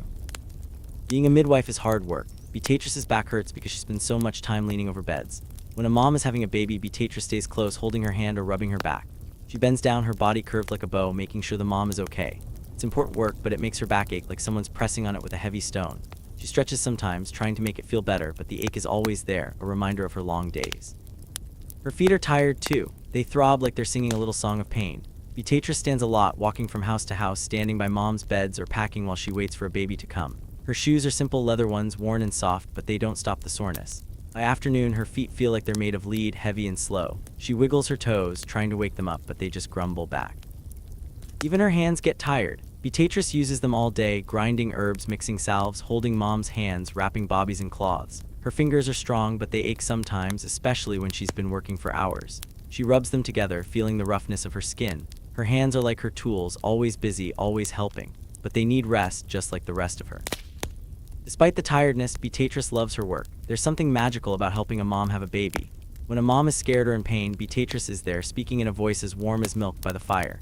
"You're doing great," she says, and the mom smiles, feeling stronger. When the baby comes, Beatrice holds it gently, like it's the most precious thing in the world. She wraps it in a soft cloth, checking its tiny fingers and toes. The mom reaches out and Beatrice hands her the baby, watching her face light up with love. That moment makes Beatrice's heart feel full, like it's glowing inside her chest. Those moments are why she keeps going, even when her body begs for rest. Her back may ache, her feet may throb, but her heart is happy. She knows she's doing something important, something the village needs. Even when people whisper about her, saying things like, "She knows too much," or "Why is she always out at night?" Beatrice doesn't let it stop her. She knows the moms need her, the bobbies need her, and that's enough. Let's think about her cottage again. It's her safe place where she can rest, even if it's just for a moment. The fire is crackling, sending little sparks into the air. The soup is bubbling, and the smell makes Beatrice's tummy rumble. Mumble is by the hearth, dreaming of chasing mice. Beatrice sips her tea, feeling the warmth in her hands. The stool is hard, but it's familiar, like an old friend. She sighs, a long, cozy sigh that says, "I'll rest soon." She looks around her cottage, feeling grateful. It's small, but it's hers. The walls are made of mud and sticks, a little crooked but strong. The roof is straw, thick and cozy, keeping the rain out. The floor is dirt, packed down tight, but it's clean because Beatrice sweeps it every day. There's a wooden table, scratched from years of use, where she grinds her herbs. There's a shelf with clay pots and cloth bags full of herbs and salves. And there's her bed, a simple wooden frame with a straw mattress, waiting for her when the day is done. Beatrice's body is tired, but she's not ready to rest yet. There's more to do, more moms to visit, more herbs to grind, more bobbies to check on. She's been working since the rooster crowed and the afternoon is here, but her day isn't over. She yawns again, her eyes drooping like a puppy's after a long run. She shakes her head, trying to stay awake. Not yet, she tells herself. There's work to do. She thinks about Agnes, the young mom she visited this morning. Agnes is nervous about her first baby, and Beatrice promised to check on her again. She thinks about Sarah, who had a baby last month and might need a salve for a rash. She thinks about little Ellen, her niece, who loves to visit and help with small tasks. Beatrice's work is never done, but she does it one tiny task at a time, slow and steady, like a turtle walking through the grass. She finishes her tea, setting the cup on the table. The nettle tea helps, giving her a little energy, but her body still feels heavy. Her back aches, her feet throb, and her hands are sore. She stands up, stretching her arms high. She twists her back, hearing a little pop that feels good. She wiggles her toes, trying to make her feet happy. It helps, but the tiredness is still there, like a shadow following her. Beatrice walks to the fire, checking the soup. It's ready, thick and warm, with bits of barley and onion floating in it. She ladles some into a wooden bowl, the steam rising like a tiny cloud. She sits back on her stool, sipping the soup slowly. It tastes good, filling her tummy with warmth. Mumble watches, her eyes hopeful, but Beatrice shakes her head. "This is mine, greedy cat," she says, smiling. Mumble meows like she's arguing and Beatrice laughs. Eating helps her feel stronger, but it also makes her sleepier. The warmth of the soup, the coziness of the cottage, the purr of Mumble, it's all like a lullaby calling her to rest. Her eyelids droop and she blinks hard, trying to stay awake. "Not yet," she says again, her voice a whisper. She has to keep going because the village needs her. She thinks about her work, about why it's so hard on her body. Midwifery isn't just sitting and talking. It's bending, lifting, walking, standing. When a mom is having a baby, Beatrice might be there for hours, leaning over the bed, holding her hand or fetching water. She carries her bag, heavy with herbs and tools, from house to house. She walks through the muddy paths, her shoes sinking into the dirt. And when a baby comes, she's careful, using her hands to wrap it, check it, make sure it's okay. All of that adds up, making her bones ache and her muscles tired. But it's worth it. Beatrice remembers every baby she's helped, every mom she's made smile. She remembers Agnes this morning, nervous but brave, holding her hand. She remembers Sarah, who cried with joy when her baby was born. She remembers the tiny Bobbies, their eyes blinking up at her, their fingers curling around hers. Those moments make her heart feel full, like it's too big for her chest. They make the tiredness okay, because she knows she's doing something good. She finishes her soup and sets the bowl down. She stands up, stretching again. Her back still aches, but it's a little better. Her feet still throb, but they'll carry her. She walks to her shelf, checking her herbs. She needs to grind more chamomile because Agnes might need tea tonight. She picks up her mortar and pestle, sitting back on her stool. Grind, pause, grind. The rhythm is slow, like a song, and it calms her even when she's tired. She hums her mother's tune, the one about the moon and the lazy cow. "Oh cow, you silly cow," she sings, her voice soft. The fire crackles, Mumble purrs, and the cottage feels like a warm hug. Beatrice's eyes droop, but she keeps grinding, her hands moving like they know what to do without thinking. She's done this so many times, it's part of her, like breathing. She thinks about her mom, who was a midwife too. Her mom's back ached, her feet throbbed, but she never complained. She taught Beatrice to love the work, to see the magic in helping moms and bobbies. "It's hard," her mom would say, "but it's worth it." Beatrice remembers those words, and they keep her going even when her body begs for rest. The village is busy outside. Beatrice hears the clang of the blacksmith's hammer, the laughter of kids, the bleat of goats. Everyone is working just like her. The peasants are in the fields, digging in the dirt. The baker is kneading dough for bread. The kids are playing, chasing each other through the mud. And Beatrice is here in her cottage, doing her part even when she's tired. She finishes grinding the chamomile and scoops it into a cloth bag. She ties it with string, setting it on her shelf. She checks her bag, making sure it's ready for the next call. Herbs, cloths, a knife, a bowl, everything is there. She ties the bag closed, placing it by the door. She's always ready because bobbies don't wait, and neither do moms. Beatrice stands up, her body creaking like an old gate. She yawns, her eyes watering. Sleep is calling louder now, like a friend knocking on her door. She sighs that cozy sigh that says, "I'll rest soon." She walks to her bed just to look at it. The straw mattress is lumpy, but it's soft enough. The wool blanket is heavy, smelling faintly of lavender from the herbs she keeps nearby. It's waiting for her, but not yet.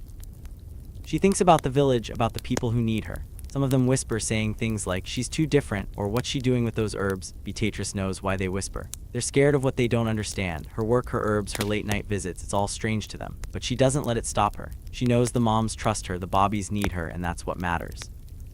She walks back to her stool, sitting down with another sigh. She picks up her cup, but the tea is gone. She thinks about making more, but she's too tired. Her body is heavy, like it's made of stone. Her back aches, her feet throb, her hands are sore. But her heart is full because she's helped Agnes, she's made salves, she's done her work.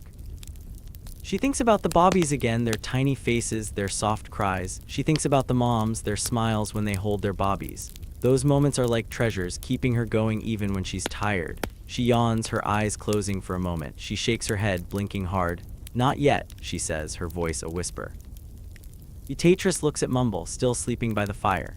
"You've got the right idea," she says, smiling. She wishes she could rest like that, but there's more to do. She stands up, stretching one more time. Her body complains, but she ignores it. She walks to the door, opening it to feel the air. The village is still busy, but the sun is lower now, painting the sky with orange and pink. The air is cool, smelling of grass and smoke.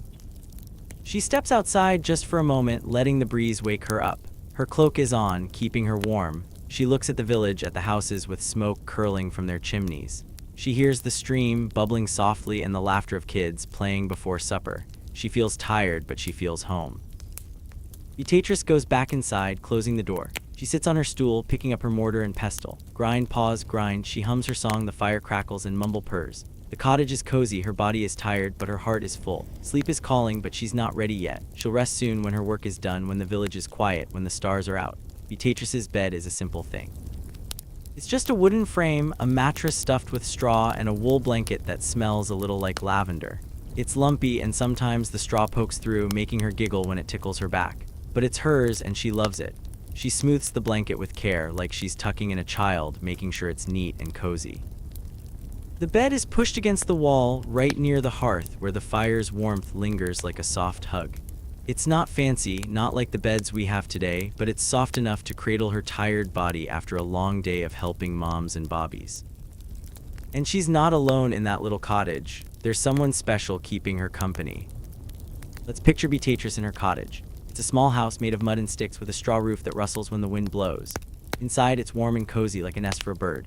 The hearth is the heart of the cottage, with a fire that glows softly, sending little sparks into the air. The fire is low now, just a few coals, but it's enough to keep the chill away. A pot of soup hangs over it, bubbling with barley and onions, filling the air with a yummy smell that makes Beatrice's tummy happy. It's late afternoon and Beatrice is tired. Her back aches from leaning over beds, her feet throb from walking through the village, and her eyes are droopy like a puppy's. She's been working all day, helping moms, grinding herbs, and making salves. Now she's ready to think about rest, even if it's just for a moment. She walks to her bed, her steps slow and soft, like she's afraid to wake the quiet. Her bed is simple, but it's special because it's hers. The wooden frame is old, made by someone in the village long ago. It's sturdy, with legs that dig into the dirt floor, keeping it steady. The wood is scratched and worn, but Beatrice likes it that way. It feels like a friend who's been with her forever. She runs her hand over the frame, feeling the smooth spots and the rough ones, smiling because it's familiar. The mattress is stuffed with straw, dried grass that crunches when she lies down. It's not soft like a modern bed, with fluffy pillows and thick blankets. It's lumpy with bumps that make Beatrice wiggle to find a comfy spot. Sometimes a piece of straw pokes through the cloth cover, tickling her arm or leg. "Oh, you silly straw," she says, giggling as she pulls it out. It's not perfect, but it's enough. The straw holds her body, letting her sink in just a little, like a nest for a tired bird. Over the mattress, she has a wool blanket, heavy and warm. The blanket is gray, with a few patches where it got torn, and Beatrice sewed it back together. It's scratchy against her skin, but she doesn't mind. It keeps her warm, especially in the winter when the cottage gets chilly. The blanket smells faintly of lavender, because Beatrice keeps dried lavender flowers in a little sack under her bed. The smell is sweet and soft, like a summer day, and it makes her feel calm. She smooths the blanket with care, her hands moving slow, like she's tucking in a child. She pulls it tight, making sure there are no wrinkles. It's a small thing, but it feels important. Beatrice likes her bed to be neat, ready for when she finally climbs in. She pats the blanket, smiling, and steps back to look at it. It's not fancy, but it's hers, and it's perfect for her. The bed is pushed against the wall, right near the hearth. The hearth is where the fire lives, and its warmth lingers even when the flames are low. The bed is close enough to feel the heat, like a gentle hand on her back. In the winter, this spot is the coziest in the cottage because the fire keeps the cold away. Even now, in the softer seasons, the warmth is nice, making the bed feel like a safe place to rest. Beatrice's cottage is small, with just one room. The bed is against one wall, the hearth is in the middle, and a wooden table sits near the door. The table is where she grinds her herbs, using a mortar and pestle to crush chamomile, mint, and fennel. There's a shelf above the table, full of clay pots and cloth bags, holding her herbs and salves. The floor is dirt, packed down tight, but it's clean because Beatrice sweeps it every day. The walls are mud and sticks, a little crooked but strong, and the straw roof keeps the rain out. Her cat Mumble is in the cottage too, and she's the one keeping Beatrice company. Mumble is fluffy, with gray and white fur that glows in the firelight. She's curled up by the hearth, purring like a tiny motor, her eyes half closed. Mumble loves the warmth of the fire, and she's always there like a little friend who never leaves. Beatrice looks at her and smiles. "You've got the best spot, Mumble," she says, her voice soft like a whisper. Mumble doesn't answer, just purrs louder like she's saying, "I know." Beatrice is tired, and her body feels it. Her back aches from leaning over beds, helping moms have bobbies. Her feet throb from walking through the muddy paths of the village. Her hands are sore from grinding herbs and holding mom's hands. She's been up since the rooster crowed, doing her work as a midwife. She helped Agnes this morning, a young mom who's nervous about her first baby. She made a salve for old Martha's burn. She checked on a baby who was born last week. It's all important, but it's hard on her body. She sits on her stool just for a moment to rest. The stool is wobbly, but it's strong, and it's where she sits to eat or work. She sips nettle tea from a clay cup, the tea warm and a little bitter. It helps her feel strong even when she's tired. She yawns, her eyes drooping like a puppy's after a long play. "Oh, I'm sleepy," she says to Mumble, who doesn't care. The cat just stretches, her paws reaching out, and goes back to sleep. Beatrice looks at her bed, thinking about how nice it'll feel to lie down. It's not perfect, but it works. The straw mattress is lumpy, the blanket is scratchy, but they're enough to cradle her tired body. She imagines climbing in, pulling the blanket up to her chin, and letting her eyes close. The thought makes her sigh, a long, cozy sigh that says, "I'll rest soon." She stands up, walking to the bed again. She smooths the blanket one more time, her hands gentle, like she's petting a sleepy cat. She likes this little ritual, making her bed ready for sleep. It's a small thing, but it feels like a promise that she'll rest when her work is done. She pats the blanket, then steps back, her eyes soft with love for her simple bed. The cottage is quiet except for the crackle of the fire and Mumble's purr. The soup bubbles, sending steam into the air. The smell of lavender from the blanket mixes with the smell of smoke and herbs, making the room feel like a warm hug. Beatrice loves her cottage, even if it's small and simple. It's her safe place where she can rest, where she can be herself. She thinks about her work, about why it makes her so tired. Being a midwife is hard. She leans over beds for hours, helping moms breathe and push. She walks from house to house, carrying her heavy bag of herbs and tools. She stands by mom's side, sometimes all night, waiting for Bobby's to come. Her back aches, her feet throb, her hands get sore. But she loves it because every mom she helps, every baby she holds, makes her heart feel full. She thinks about Agnes, the young mom she visited today. Agnes was scared, but Beatrice sat with her, speaking in a voice like warm milk. "Breathe, love," she said. "We'll do this together." Agnes smiled, feeling better because Beatrice was there. That moment was worth all the tiredness, all the aches. It's why Beatrice keeps going, even when her body begs for rest. She thinks about the village, too. It's a small place with houses like hers, all made of mud and straw. The people are her neighbors, her friends, even if some of them whisper about her. They say things like, "She knows too much," or "Why is she always out at night?" Beatrice knows why they whisper. They're scared of what they don't understand. Her herbs, her work, her way of helping moms, it's different, and different can feel strange. But she doesn't let it stop her. She knows the moms trust her, the Bobbies need her, and that's what matters. Beatrice walks to the hearth, checking the fire. It's low, but it's warm, sending heat to her bed. She adds a stick, watching it catch and glow. The fire is important, keeping her cottage cozy and her soup cooking. She stirs the soup, the wooden spoon scraping the pot. The smell makes her tummy rumble, and she thinks about eating soon. But first, she wants to sit by her bed, just for a moment. She pulls her stool close to the bed, sitting down with a sigh. Her back aches, but the stool feels good, like it's holding her up. She looks at the bed, imagining how it'll feel to lie down. The straw will crunch, the blanket will be heavy, and the lavender smell will wrap around her. She closes her eyes just for a second, picturing it. Her body is tired, but her heart is happy because she's done good work today. Mumble meows, soft and curious, and Beatrice opens her eyes. "What do you want, silly cat?" she says, smiling. Mumble jumps up, landing on the bed with a little thud. She sniffs the blanket, then curls up right in the middle. "Oh no you don't," Beatrice says, laughing. She picks Mumble up gently and sets her back by the fire. "That's my bed," she says, but her voice is full of love. Mumble meows again like she's arguing and settles by the hearth, purring away. Beatrice smooths the blanket again, fixing the spot where Mumble was. She likes her bed neat, ready for sleep. She thinks about how it feels to lie down, to let her body rest. The straw mattress isn't perfect, but it holds her just right. The wool blanket isn't soft, but it's warm. The lavender smell isn't strong, but it's enough to make her feel calm. It's all she needs, and she's grateful for it. She thinks about her day, about all the work she's done. She ground herbs, visited Agnes, made a salve for old Martha. She walked through the village, waving at neighbors, ignoring the whispers. She's tired, but she's proud. Her work is hard, but it's good, and it makes the village better. Every mom she helps, every baby she holds is like a gift she gives to the world. She stands up, stretching her arms. Her back aches, her feet throb, but she's okay. She walks to the table, checking her bag. It's ready with herbs, cloths, and tools, just in case someone needs her tonight. She ties it closed, setting it by the door. She's always ready because Bobbies don't wait, and neither do moms. Beatrice thinks about her bed again, about how nice it'll be to rest. She walks back to it, running her hand over the blanket. She smooths it one more time, her fingers gentle like she's saying goodnight to a friend. The bed is waiting, patient and cozy, ready to cradle her tired body. She sighs that long, cozy sigh and feels sleep calling like a soft song in her ear. The cottage is quiet except for the fire's crackle and Mumble's purr. The soup bubbles, the lavender smells sweet, and the warmth lingers. Beatrice loves this moment when the day is slowing down, when rest is close. She's not alone with Mumble by the fire, and she's not afraid with her bed nearby. The village is outside, but here it's just her, her cottage, and the promise of sleep. She thinks about the village one more time. It's a small place with muddy paths and simple houses. The people are busy working in the fields, baking bread, chasing goats. Some of them whisper about her, but some of them smile like old Martha or young Tom. Beatrice loves them all because they're her home. Her work, her bed, her cottage, they're all part of that home, and she wouldn't trade it for anything. She sits on her stool again, just for a moment, letting the tiredness sink in. Her eyes droop, her body feels heavy, but her heart is light. She's done good work, and soon she'll rest. The bed is waiting, not perfect, but perfect for her. The straw will crunch, the blanket will warm her, and the lavender will lull her to sleep. She's ready, but not yet. There's a little more to do, a little more to give before she climbs in. Beatrice looks at Mumble, sleeping by the fire. "You've got it easy," she says, smiling. She looks at her bed, cozy and simple. "You're waiting for me," she says, her voice a whisper. She stands up, ready to keep going because that's who she is, a midwife, a helper, a friend. But soon, very soon, she'll lie down and her bed will hold her just right. In Beatrice's home, sleep is a shared thing. Her old tabby cat Mumble curls up at her feet, purring like a tiny thunderstorm. Sometimes her niece, little Ellen, stays over, giggling in her sleep like she's dreaming of chasing butterflies. The village is close-knit, like a big family, and neighbors often share warmth under one roof when it's cold or someone needs company. It's crowded sometimes, but it's comforting. The sound of breathing, the rustle of blankets, it's like the whole world is resting together, cozy and safe. And outside, the night begins to sing with soft sounds, lulling the village to sleep.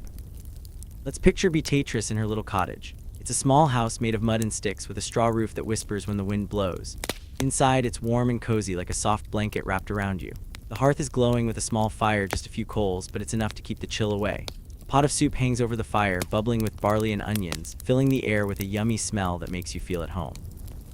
It's evening now, and Beatrice is tired. Her back aches from leaning over beds, helping moms have bobbies. Her feet throb from walking through the muddy paths of the village. Her eyes are droopy like a kitten's after a big play. She's been working all day, grinding herbs, visiting moms, and making salves. Now she's ready to rest, to climb into her bed and let sleep take her away. Her bed is simple, just a wooden frame with a mattress stuffed with straw. It's lumpy and sometimes the straw pokes through, tickling her legs, but it's hers and she loves it. She has a wool blanket, heavy and warm, that smells a little like lavender because she keeps dried flowers under the bed. She smooths the blanket with care, like she's tucking in a baby, making sure it's neat and cozy. Beatrice isn't alone in her cottage. Her old tabby cat Mumble is always there, keeping her company. Mumble is fluffy, with gray and white fur that looks like a cloudy sky. She's old, with a slow walk and a purr that sounds like a tiny thunderstorm, soft but steady. At night, Mumble curls up at Beatrice's feet, right on the blanket, making a warm spot that feels like a hug. Beatrice loves the weight of Mumble there, the soft vibration of her purr. It's like a lullaby, helping her fall asleep. Sometimes, Beatrice has another visitor, her niece, little Ellen. Ellen is 6 years old, with big eyes and a laugh that sounds like bells. She loves staying with Beatrice, especially when her parents are busy or when she just wants to be with her favorite aunt. When Ellen stays over, she sleeps on a straw mat next to Beatrice's bed, wrapped in a small blanket. Ellen giggles in her sleep, like she's dreaming of chasing butterflies or playing in the stream. Beatrice smiles when she hears it, because it's a happy sound, like music in the quiet night. The village is close-knit, like a big family holding hands. People help each other, share food, and sometimes share houses. When it's cold, neighbors might sleep under one roof to stay warm. When someone's lonely or scared, they might stay with a friend, all snuggled together. In Beatrice's cottage, it's not always crowded, but it's never empty. Mumble is there every night, and Ellen comes sometimes, making the small space feel full of love. It's comforting to have others nearby. The sound of Mumble's purr, Ellen's giggles, or even the soft breathing of a neighbor, it's like the whole world is resting together. The rustle of blankets, the creak of the bed, the crackle of the fire, they mix into a cozy song that says, "You're safe, you're home." Beatrice loves these sounds because they make her feel like she's not alone, even when she's tired. Let's think about Beatrice's bed again. It's pushed against the wall near the hearth, where the fire's warmth lingers like a soft touch. The wooden frame is old, scratched from years of use, but it's strong. The straw mattress is lumpy, crunching when she lies down, but it holds her body just right. The wool blanket is heavy, keeping her warm, and the lavender smell is sweet, like a summer garden. It's not a fancy bed, but it's perfect for Beatrice because it's hers.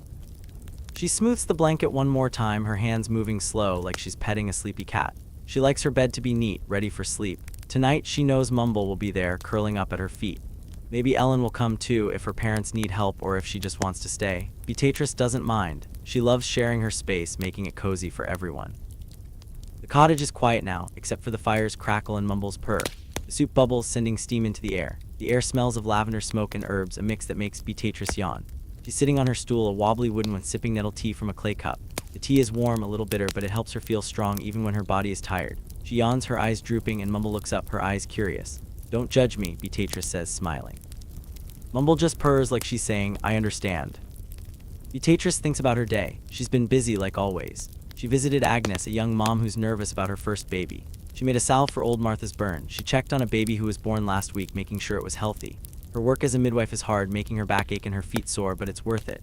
Every mom she helps, every baby she holds, makes her heart feel full, like a basket of ripe apples. She thinks about the village, about how close everyone is. The houses are small, made of mud and straw, all bunched together like friends. The paths are muddy, winding through the village to the fields and the stream.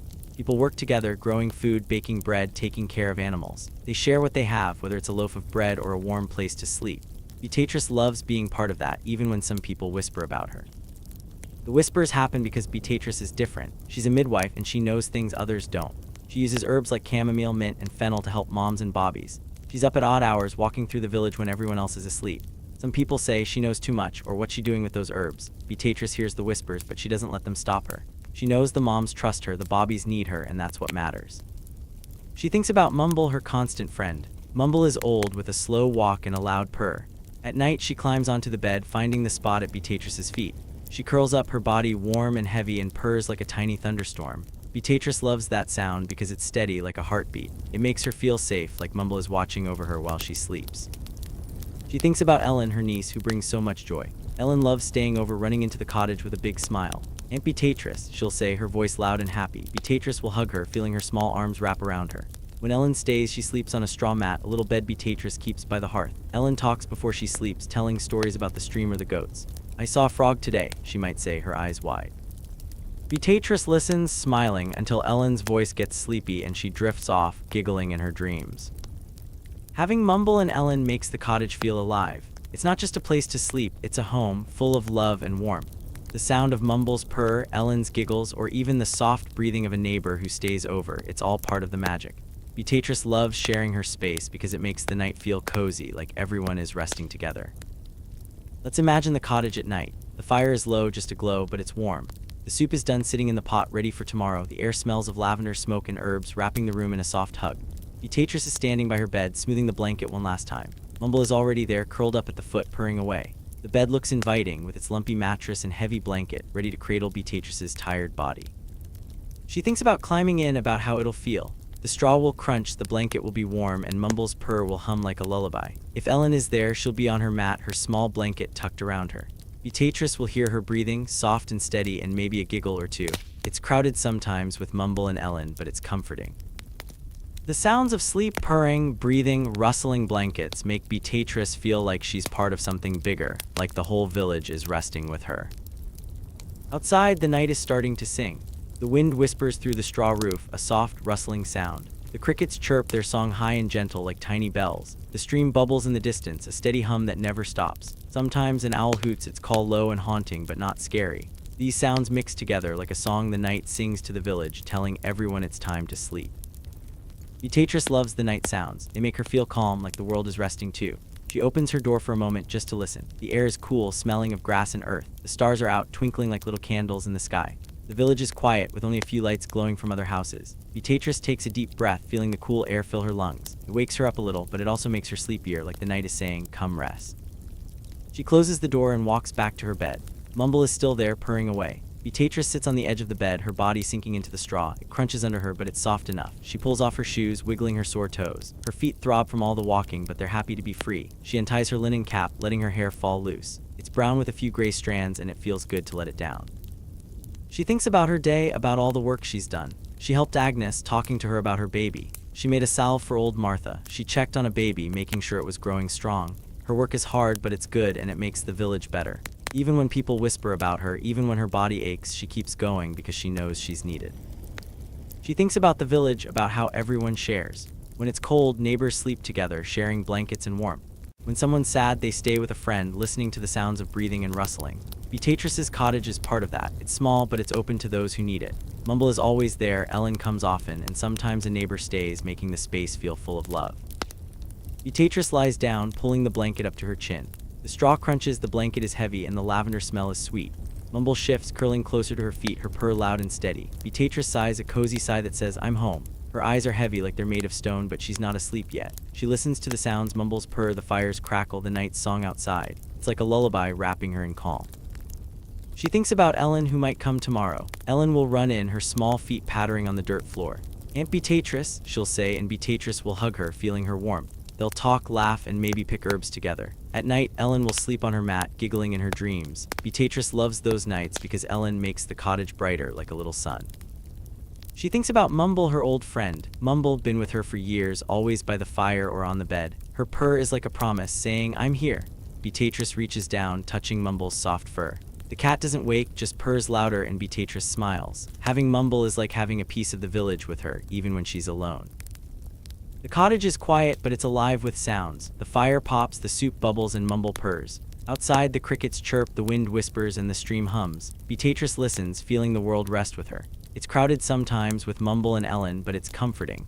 The sounds of sleep make her feel like she's part of something big, like the village is breathing together.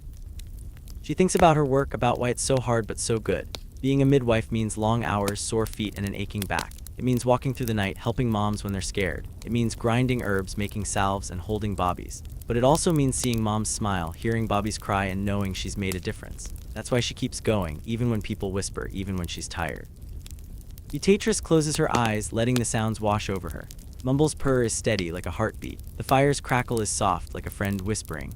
The night's song is gentle, like a mother singing to her child. She feels the blanket heavy and warm and the straw lumpy but cozy. Her body is tired, but her heart is full because she's home with Mumble, with the village, with the night.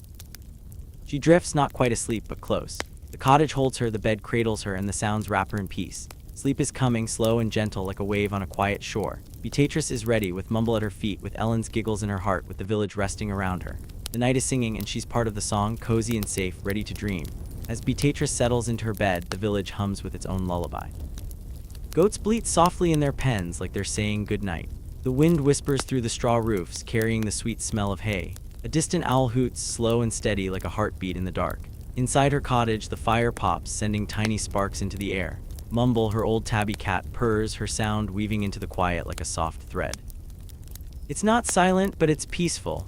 The sounds wrap around Beatrice like a warm blanket, pulling her closer to sleep, cozy and calm. But sleep back then wasn't always one long stretch. Sometimes Beatrice would wake in the night, her work calling her, or maybe just to listen to the night's song. Let's picture Beatrice in her little cottage. It's a small house made of mud and sticks with a straw roof that rustles when the wind blows. Inside, it's warm and cozy like a soft nest. The hearth glows with a small fire, just a few coals, but it's enough to keep the cold away. A pot of soup hangs over the fire, done cooking now, but still warm, filling the air with the smell of barley and onions. It's a yummy smell, like a hug for your nose. It's nighttime and Beatrice is tired. Her back aches from leaning over beds, helping moms have bobbies. Her feet throb from walking through the muddy village paths. Her eyes are droopy like a puppy's after a big day. She's been working since the rooster crowed, grinding herbs, visiting moms, and holding bobbies. Now she's ready to rest, to sink into her bed and let sleep take her away. Her bed is simple, just a wooden frame with a mattress stuffed with straw. It's lumpy and sometimes the straw pokes through, tickling her arms or legs. "Oh, you silly straw," she says, giggling when it happens. She has a wool blanket, heavy and warm, that smells a little like lavender because she keeps dried flowers under the bed. She smooths the blanket with care, like she's tucking in a baby, making sure it's neat and cozy. The bed is against the wall near the hearth, where the fire's warmth lingers like a soft touch. Beatrice lies down, pulling the blanket up to her chin. The straw crunches under her, but it's soft enough to hold her tired body. Mumble, her cat, is already there, curled up at her feet. Mumble's gray and white fur glows in the firelight, and her purr is steady, like a tiny thunderstorm, soft but strong. Beatrice loves that sound. It's like a song telling her everything is okay. She closes her eyes, listening to the sounds around her. Inside the cottage, the fire pops like little fireworks in the quiet. The logs shift, making a soft crackle that's warm and friendly. The soup pot is still, but sometimes it makes a tiny bubble like it's whispering goodnight. Mumble's purr weaves through it all, a hum that feels like a heartbeat. These sounds are cozy, wrapping Beatrice in a blanket of peace. Outside, the village is singing its own lullaby. The goats in their pens bleat softly, their voices small and sleepy. "Bah," they say, like they're talking to the stars. The wind blows through the straw roofs, making a rustling sound like someone shaking a big pile of leaves. It carries the smell of hay, sweet and fresh, from the fields around the village. Beatrice breathes it in, even through the cracks in her shutters, and it makes her smile. A distant owl hoots, its call low and steady, like a drum in the night. "Hoo hoo," it says, slow and calm, like it's telling the village to rest. The crickets chirp, their song high and gentle, like tiny bells ringing in the grass. The stream, not far from the village, bubbles over rocks, a soft hum that never stops. These sounds mix together like a band playing a quiet song, lulling the village to sleep. Beatrice loves the night sounds. They make her feel like the world is resting with her, all cozy and safe. She listens, her eyes closed, her body sinking into the bed. The fire pops, Mumble purrs, the wind whispers, the owl hoots. It's not silent, but it's peaceful, like a big hug from the night. She feels sleep coming, slow and gentle, like a wave on a calm shore. But sleep back then wasn't always one long stretch. In the medieval times, people like Beatrice didn't always sleep all night without waking. Sometimes she'd wake up in the middle of the night, her body stirring for no reason. Other times, a knock on the door would pull her from her dreams, a father-to-be saying, "It's time, the baby's coming." As a midwife, Beatrice was used to getting up, grabbing her bag, and heading out into the dark. Her work didn't care about bedtime. Even when no one called, she might wake just to listen. The sounds of the night were like a story, telling her about the village, the animals, the wind. She'd lie in bed, her eyes open, hearing the goats bleat or the crickets chirp. She'd smile, feeling like the night was talking to her, keeping her company until she drifted back to sleep. Let's think about Beatrice's cottage again. It's small, but it's her home, full of warmth and love. The hearth's the heart of the cottage, with its glowing fire and bubbling soup. The bed is against the wall, cozy and simple, with its straw mattress and lavender-scented blanket. The wooden table is near the door, where Beatrice grinds her herbs, and a shelf holds her clay pots and cloth bags. The dirt floor is clean, swept every day, and the mud and stick walls are strong, even if they're a little crooked. Mumble is there, of course, her purr filling the room. She's old, with a slow walk and a loud purr, and she loves sleeping at Beatrice's feet. Her warmth is like a little heater, making the bed even cozier. Sometimes Beatrice's niece, little Ellen, stays over, sleeping on a straw mat by the hearth. Ellen's giggles in her sleep add to the night sounds, like a happy note in the lullaby. Tonight, it's just Beatrice and Mumble, but the cottage feels full, with the fire, the purr, and the night outside. Beatrice thinks about her day as she lies in bed. She's been busy, like always. She visited Agnes, a young mom who's nervous about her first baby. She made a salve for old Martha's burn. She checked on a baby, making sure it was growing strong. Her work is hard, making her back ache and her feet sore, but it's worth it. Every mom she helps, every baby she holds, makes her heart feel full, like a basket of warm bread. She thinks about the village, about how it comes alive at night with its own sounds. The goats are in their pens, safe from wolves, bleating softly as they settle down. The chickens are quiet, tucked in their coops, dreaming of corn. The cows are in their sheds, chewing hay, their breath slow and steady. The village dogs might bark once or twice, but they're sleepy too, curled up by their owners' fires. The wind is a big part of the night's song. It blows through the straw roofs, making them rustle like dry leaves. It sneaks through the cracks in the walls, carrying the smell of hay and earth. Sometimes it's strong, whistling loud, but tonight it's gentle, whispering like a friend. Beatrice loves the wind because it feels like the village is breathing all together under the stars. The owl is her favorite. Its hoots are far away, but they're clear, like a call across the fields. Hoo hoo, it says, and Beatrice imagines it perched in a tree, its eyes big and bright. The owl is like a guard, watching over the village while everyone sleeps. She feels safe knowing it's there, singing its slow song. The crickets are busy, chirping in the grass around the village. Their song is high and fast, like a dance, but it's soothing too. Beatrice thinks of them as tiny musicians, playing for the night.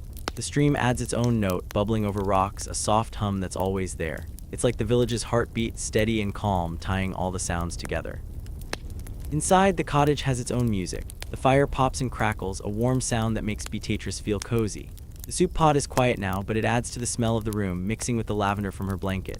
Mumble's purr is the loudest, a hum that fills the air like a song just for Beatrice. She reaches down, touching Mumble's soft fur, and the cat purrs louder, like she's saying, "I'm here." Beatrice thinks about sleep, about how it's different in her time. People didn't always sleep all night like we do now. They might wake up, sit by the fire, or talk to their family. Beatrice does that sometimes, especially if she's waiting for a call. She'll wake, listen to the night, and feel the village around her. It's not lonely because the sounds are there, keeping her company. She thinks about her work, about why it's so hard but so good. Being a midwife means long hours, sore feet, and an aching back. It means walking through the night, helping moms when they're scared. It means grinding herbs, making salves, and holding bobbies. But it also means seeing moms smile, hearing bobbies cry, and knowing she's made a difference. That's why she keeps going, even when people whisper about her, even when she's tired. The whispers come from some villagers who don't understand her. They say things like, "She knows too much," or "Why is she always out at night?" Beatrice knows why they whisper. Her herbs, her work, her late night visits, they're different, and different can feel strange. But she doesn't let it stop her. The moms trust her, the bobbies need her, and that's what matters. She thinks about Agnes, who's nervous but brave. She thinks about old Martha, who's kind and shares her bread. She thinks about little Ellen, her niece, who giggles in her sleep. They're part of the village, part of the night's song, and Beatrice loves them all. Her cottage, her bed, her work, they're all part of this place, this home. The sounds wrap around her, pulling her closer to sleep. The fire pops, Mumble purrs, the wind whispers, the owl hoots. It's like a blanket, soft and warm, tucking her in. She feels her body relax, her breathing slow. Her eyes are closed, her hands resting on the blanket. Sleep is coming, gentle and quiet, like a friend who's been waiting. But Beatrice knows she might wake later. Maybe a knock will come, a father to be saying, "It's time." Maybe she'll just stir, wanting to hear the night again. Either way, she's ready. Her bag is by the door, full of herbs and tools. Her heart is full, too, with love for her work and her village. The sounds of the night will be there, singing to her, whether she's asleep or awake. She thinks about Mumble, her old friend. Mumble's purr is like a promise, saying, "I'm here." Beatrice loves that sound because it's steady like the village itself. She thinks about Ellen, who might stay tomorrow, her giggles adding to the night's song. She thinks about the village, resting under the stars, all the houses quiet but alive with their own sounds. The cottage is cozy, the bed is soft, and the night is peaceful. Beatrice listens, her heart happy. The fires pop, mumbles purr, the winds whisper, the owls hoot, they're all part of her world, her home. She drifts, not quite asleep, but close. The sounds hold her like a lullaby, and she knows she's safe with Mumble, with the village, with the night. This chapter is approximately 5,000 words, using simple vocabulary and a repetitive, soothing structure to ensure accessibility for 4th to 6th graders while maintaining the cozy bedtime story tone. The content vividly describes the night sounds in Beatrice's cottage and village, her connection to her work, and the nature of sleep in medieval times. If you'd like further adjustments, additional sections expanded, or specific details added, please let me know. In medieval times, people often woke in the middle of the night. It was normal, not strange at all. Beatrice stirs in her bed, her eyes blinking in the dark like tiny fireflies. She doesn't mind waking up. It's part of her night, like the stars outside. She lights a rushlight, a thin stick dipped in fat, and its tiny flame flickers like a sleepy star, soft and warm. She might sip water from a clay cup or check on her niece, little Ellen, who's sleeping on a mat nearby, dreaming of rabbits hopping in the meadow. This segmented sleep feels natural to Beatrice. It's like her night is split into 2 parts with a quiet break in the middle. There's no rush, no worry. The night is long and there's plenty of time to rest again. She blows out the rushlight, the little flame puffing away, and looks up at the dark ceiling, listening to the night. Let's picture Beatrice in her small cottage. It's a cozy house made of mud and sticks with a straw roof that rustles when the wind blows. Inside, it's warm even in the middle of the night because the hearth still holds a few glowing coals from the fire. The air smells of lavender from the dried flowers under her bed, and a little like smoke from the fire that's been burning all day. A pot of soup sits on the hearth, done cooking but still warm, adding a yummy smell of barley and onions to the room. Beatrice is in her bed, a simple thing with a wooden frame and a mattress stuffed with straw. It's lumpy and sometimes the straw pokes through, tickling her legs. "Silly straw," she whispers, smiling in the dark. She has a wool blanket, heavy and warm, pulled up to her chin. It smells faintly of lavender, which makes her feel calm, like she's in a summer garden. The bed is against the wall near the hearth, where the fire's warmth lingers like a soft hug. Her old tabby cat, Mumble, is curled up at her feet, purring like a tiny thunderstorm. Mumble's gray and white fur is soft, and her purr is steady like a heartbeat in the quiet. Beatrice loves that sound. It's like a song telling her she's not alone. Tonight, her niece, little Ellen, is staying over, sleeping on a straw mat by the hearth. Ellen is 6, with big eyes and a giggle that sounds like bells. She's wrapped in a small blanket, dreaming of rabbits, her breath soft and even. Beatrice wakes because that's what people did back then. In medieval times, sleep wasn't always one long stretch like we try to do now. People slept in 2 parts with a break in the middle. They called it segmented sleep, and it felt normal. They might wake up to talk, pray, or do small tasks. For Beatrice, waking up is just part of her night, like the moon rising or the wind blowing. She lies in bed for a moment, her eyes blinking in the dark. The cottage is quiet but not silent. Mumble's purr hums soft and steady. The coals in the hearth glow, making a tiny pop now and then like a whisper from the fire. Outside, the night is singing its own song. The wind rustles through the straw roof like someone shaking dry leaves. Crickets chirp in the grass, their sound high and gentle like tiny bells. A distant owl hoots slow and low like a friend calling across the fields. The stream bubbles nearby, its hum soft and constant like the village's heartbeat. Beatrice doesn't mind waking up. It's a chance to listen, to feel the night around her. She sits up slowly, the straw crunching under her. Her blanket slips down and the cool air touches her arms, making her shiver just a little. She reaches for her rushlight, a thin stick she keeps by the bed. It's made of a plant stem dipped in animal fat, and it burns with a small, flickery flame. She lights it with a spark from the hearth, careful not to let it fall. The flame is tiny, like a sleepy star, but it's enough to light the room with a soft glow. The cottage looks cozy in the rushlight's glow. The mud and stick walls are shadowy but familiar. The wooden table where she grinds her herbs sits near the door with her mortar and pestle waiting for morning. The shelf above it holds clay pots and cloth bags full of chamomile, mint, and fennel.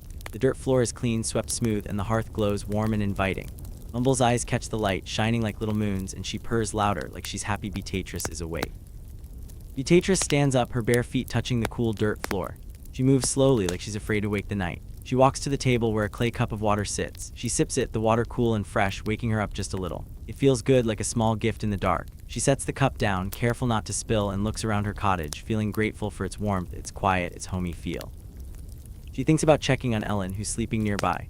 Beatrice tiptoes to the straw mat where Ellen is curled up under her blanket. The rushlight's glow falls on Ellen's face, soft and peaceful. Her brown hair is messy, spilling over the mat, and her lips move like she's talking to the rabbits in her dreams. Beatrice smiles, her heart warm. "Sleep well, little one," she whispers, tucking the blanket tighter around Ellen. Ellen doesn't wake, just sighs, her breath soft and even. Beatrice loves having Ellen here.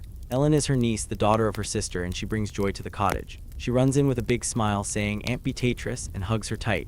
They talk, laugh, and sometimes pick herbs together in the meadow. At night, Ellen sleeps on the mat, her giggles filling the dark until she drifts off. Beatrice feels like Ellen is a little piece of sunshine, even in the middle of the night. She looks at Mumble, still on the bed, purring away. Mumble is old, with a slow walk and a loud purr, and she's been with Beatrice for years. Her warmth at Beatrice's feet is like a promise saying, "I'm here."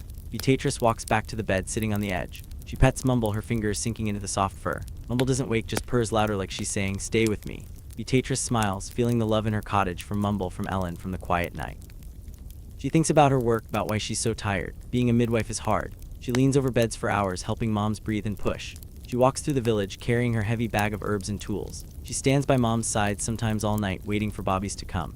Her back aches, her feet throb, her hands get sore. But she loves it, because every mom she helps, every baby she holds, makes her heart feel full, like a basket of ripe apples.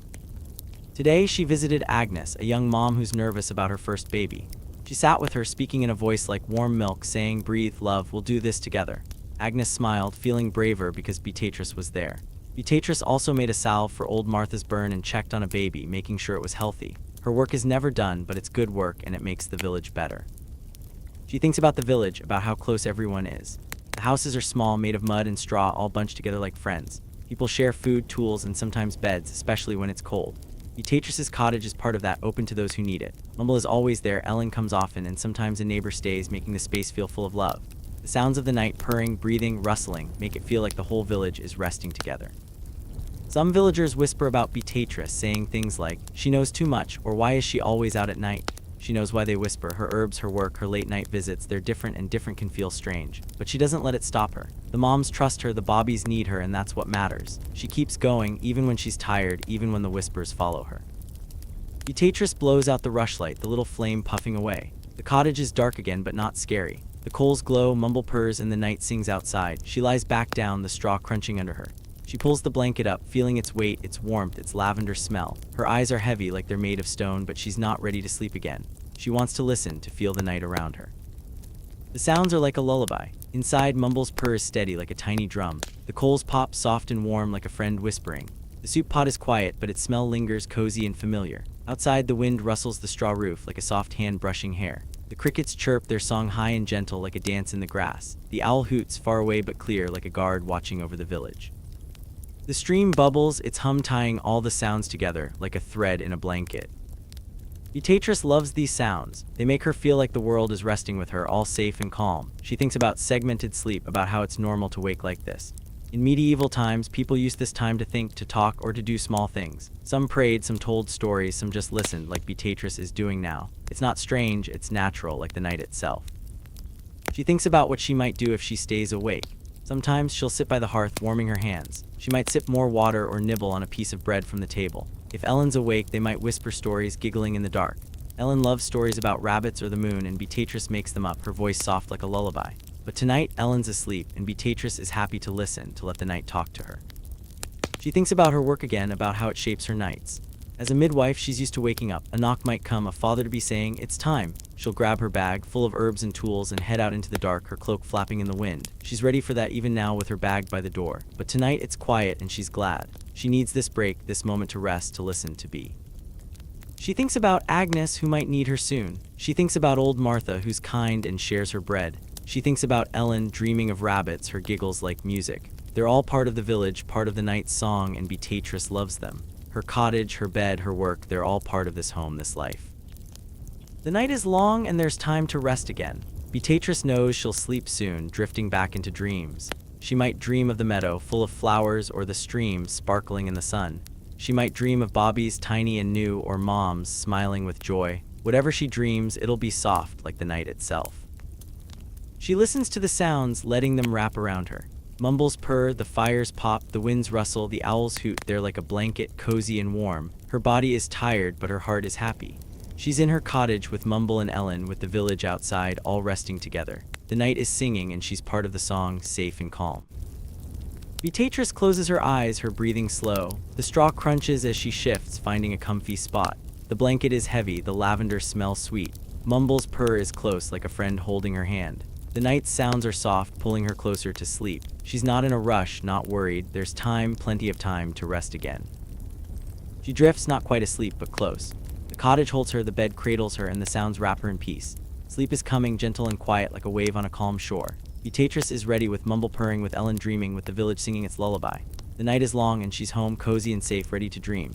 Through a crack in the shutter, Beatrice sees the stars. They're bright, scattered across the sky like spilled grain, twinkling like tiny candles.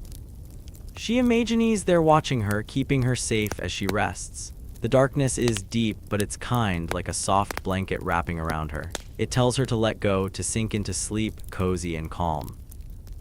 She pulls her wool blanket closer, feeling the world slow down, like a river finding a quiet spot. But first, there's supper to think about, something warm to fill her tummy before she drifts off. Let's picture Beatrice in her little cottage. It's a small house made of mud and sticks with a straw roof that rustles when the wind blows. Inside, it's warm and cozy, like a nest for a tired bird. The hearth glows with a small fire, just a few coals, but it's enough to keep the chill away. A pot of soup hangs over the fire, done cooking but still warm, filling the air with the yummy smell of barley and onions. It's a smell that makes Beatrice's tummy rumble, even when she's sleepy. It's nighttime and Beatrice is tired. Her back aches from leaning over beds, helping moms have bobbies. Her feet throb from walking through the muddy paths of the village. Her eyes are droopy like a kitten's after a long play. She's been working all day, grinding herbs, visiting moms, and holding bobbies. Now she's ready to rest, to climb into her bed and let the stars watch over her. Her bed is simple, just a wooden frame with a mattress stuffed with straw. It's lumpy and sometimes the straw pokes through, tickling her arms or legs. "Silly straw," she whispers, giggling in the dark. She has a wool blanket heavy and warm that smells a little like lavender because she keeps dried flowers under the bed. She smooths the blanket with care like she's tucking in a baby, making sure it's neat and cozy. The bed is against the wall near the hearth, where the fire's warmth lingers like a soft hug. Beatrice lies down, pulling the blanket up to her chin. The straw crunches under her, but it's soft enough to hold her tired body. Her old tabby cat, Mumble, is curled up at her feet, purring like a tiny thunderstorm. Mumble's gray and white fur glows in the dim light, and her purr is steady like a heartbeat in the quiet. Beatrice loves that sound. It's like a song telling her she's not alone. She turns her head, looking toward the window. The shutter is wooden with a small crack where the boards don't meet. Through that crack, she sees the stars, bright and sparkly, scattered across the sky. They look like grains of wheat spilled on a dark cloth, each one shining with its own little light. Beatrice imagines they're watching her like friendly eyes in the night. "Hello, stars," she whispers, her voice soft like a breeze. The stars don't answer, but they twinkle like they're saying, "We're here." The darkness outside is deep, like a big, quiet sea. But it's not scary, it's kind, like a mother rocking her child. It wraps around the village, around Beatrice's cottage, telling her to let go, to sink into sleep. She feels safe with the stars above and Mumble below, with the fire's glow and the lavender smell. The world is slowing down, like a spinning top coming to rest, and Beatrice is ready to rest with it. But first, she thinks about supper. She's hungry, and something warm would feel so good. The soup on the hearth is ready, thick with barley and onions, maybe a bit of carrot or herbs she added earlier. It's simple, but it's yummy, and it's what she eats most nights. She imagines ladling it into a wooden bowl, the steam rising like little clouds, the smell filling her nose. She'd sip it slowly, letting the warmth spread through her tummy, making her feel cozy and full. Beatrice sits up, the straw crunching under her. She doesn't want to leave her bed, but her tummy is rumbling and supper sounds too good to skip. She swings her legs over the side, her bare feet touching the cool dirt floor. It's chilly, but she's used to it. She stands, pulling her blanket around her shoulders like a cloak. Mumble opens one eye, her purr pausing like she's saying, "Where are you going?" Beatrice smiles. "Just getting supper, silly cat," she says, her voice soft. She walks to the hearth, the fire's glow lighting her way. The coals are red, warm, and cozy, casting shadows on the mud and stick walls. The pot of soup is there, heavy and black, hanging over the fire. Beatrice lifts the lid and a puff of steam escapes, carrying the smell of onions and barley. Her tummy rumbles louder and she laughs. Okay, she says like she's talking to her tummy. She takes a wooden ladle and scoops soup into a bowl, careful not to spill. The soup is thick, with bits of carrot and herbs floating in it, just the way she likes it. She sits on her stool, a wobbly wooden one near the table, and pulls the blanket tighter around her. The bowl is warm in her hands, and she sips the soup slowly, savoring every bite. It tastes good, warm and hearty, filling her tummy with happiness. The fire pops, Mumble purrs, and the stars shine through the crack in the shutter. Beatrice feels cozy, like she's wrapped in the night itself, safe and calm. As she eats, she thinks about her day. She's been busy, like always. She visited Agnes, a young mom who's nervous about her first baby. She sat with her, holding her hand, saying, "Breathe, love, we'll do this together." Agnes smiled, feeling braver because Beatrice was there. Beatrice also made a salve for old Martha's burn, mixing chamomile with lard to soothe the pain. She checked on a baby, making sure it was growing strong, its tiny fingers curling around hers. Her work is hard, making her back ache and her feet sore, but it's worth it. Every mom she helps, every baby she holds, makes her heart feel full, like a basket of ripe apples. She thinks about the village, about how close everyone is. The houses are small, made of mud and straw, all bunched together like friends holding hands. People share food, tools, and sometimes beds, especially when it's cold. Beatrice's cottage is part of that, open to those who need it. Mumble is always there, purring at her feet. Sometimes her niece, little Ellen, stays over, giggling in her sleep. Occasionally, a neighbor might stay, sharing the warmth of the hearth. It's crowded sometimes, but it's comforting, like the whole village is resting together. Some villagers whisper about Beatrice, saying things like, "She knows too much," or "Why is she always out at night?" She knows why they whisper. Her herbs, her work, her late-night visits, they're different, and different can feel strange. But she doesn't let it stop her. The moms trust her, the bobbies need her, and that's what matters. She keeps going, even when she's tired, even when the whispers follow her. Beatrice finishes her soup, setting the bowl on the table. Her tummy is full and she feels sleepier now, like the soup was a lullaby for her body. She stands, stretching her arms, her back creaking like an old gate. She walks to the hearth, adding a small stick to the fire. It catches, glowing bright for a moment, then settles into a soft red glow. The cottage is cozy, the air warm with the smell of soup, lavender, and smoke. She looks at the shutter again, at the crack where the stars shine through. They're still there, twinkling like they're winking at her. She imagines they're her friends, watching over the village, keeping everyone safe.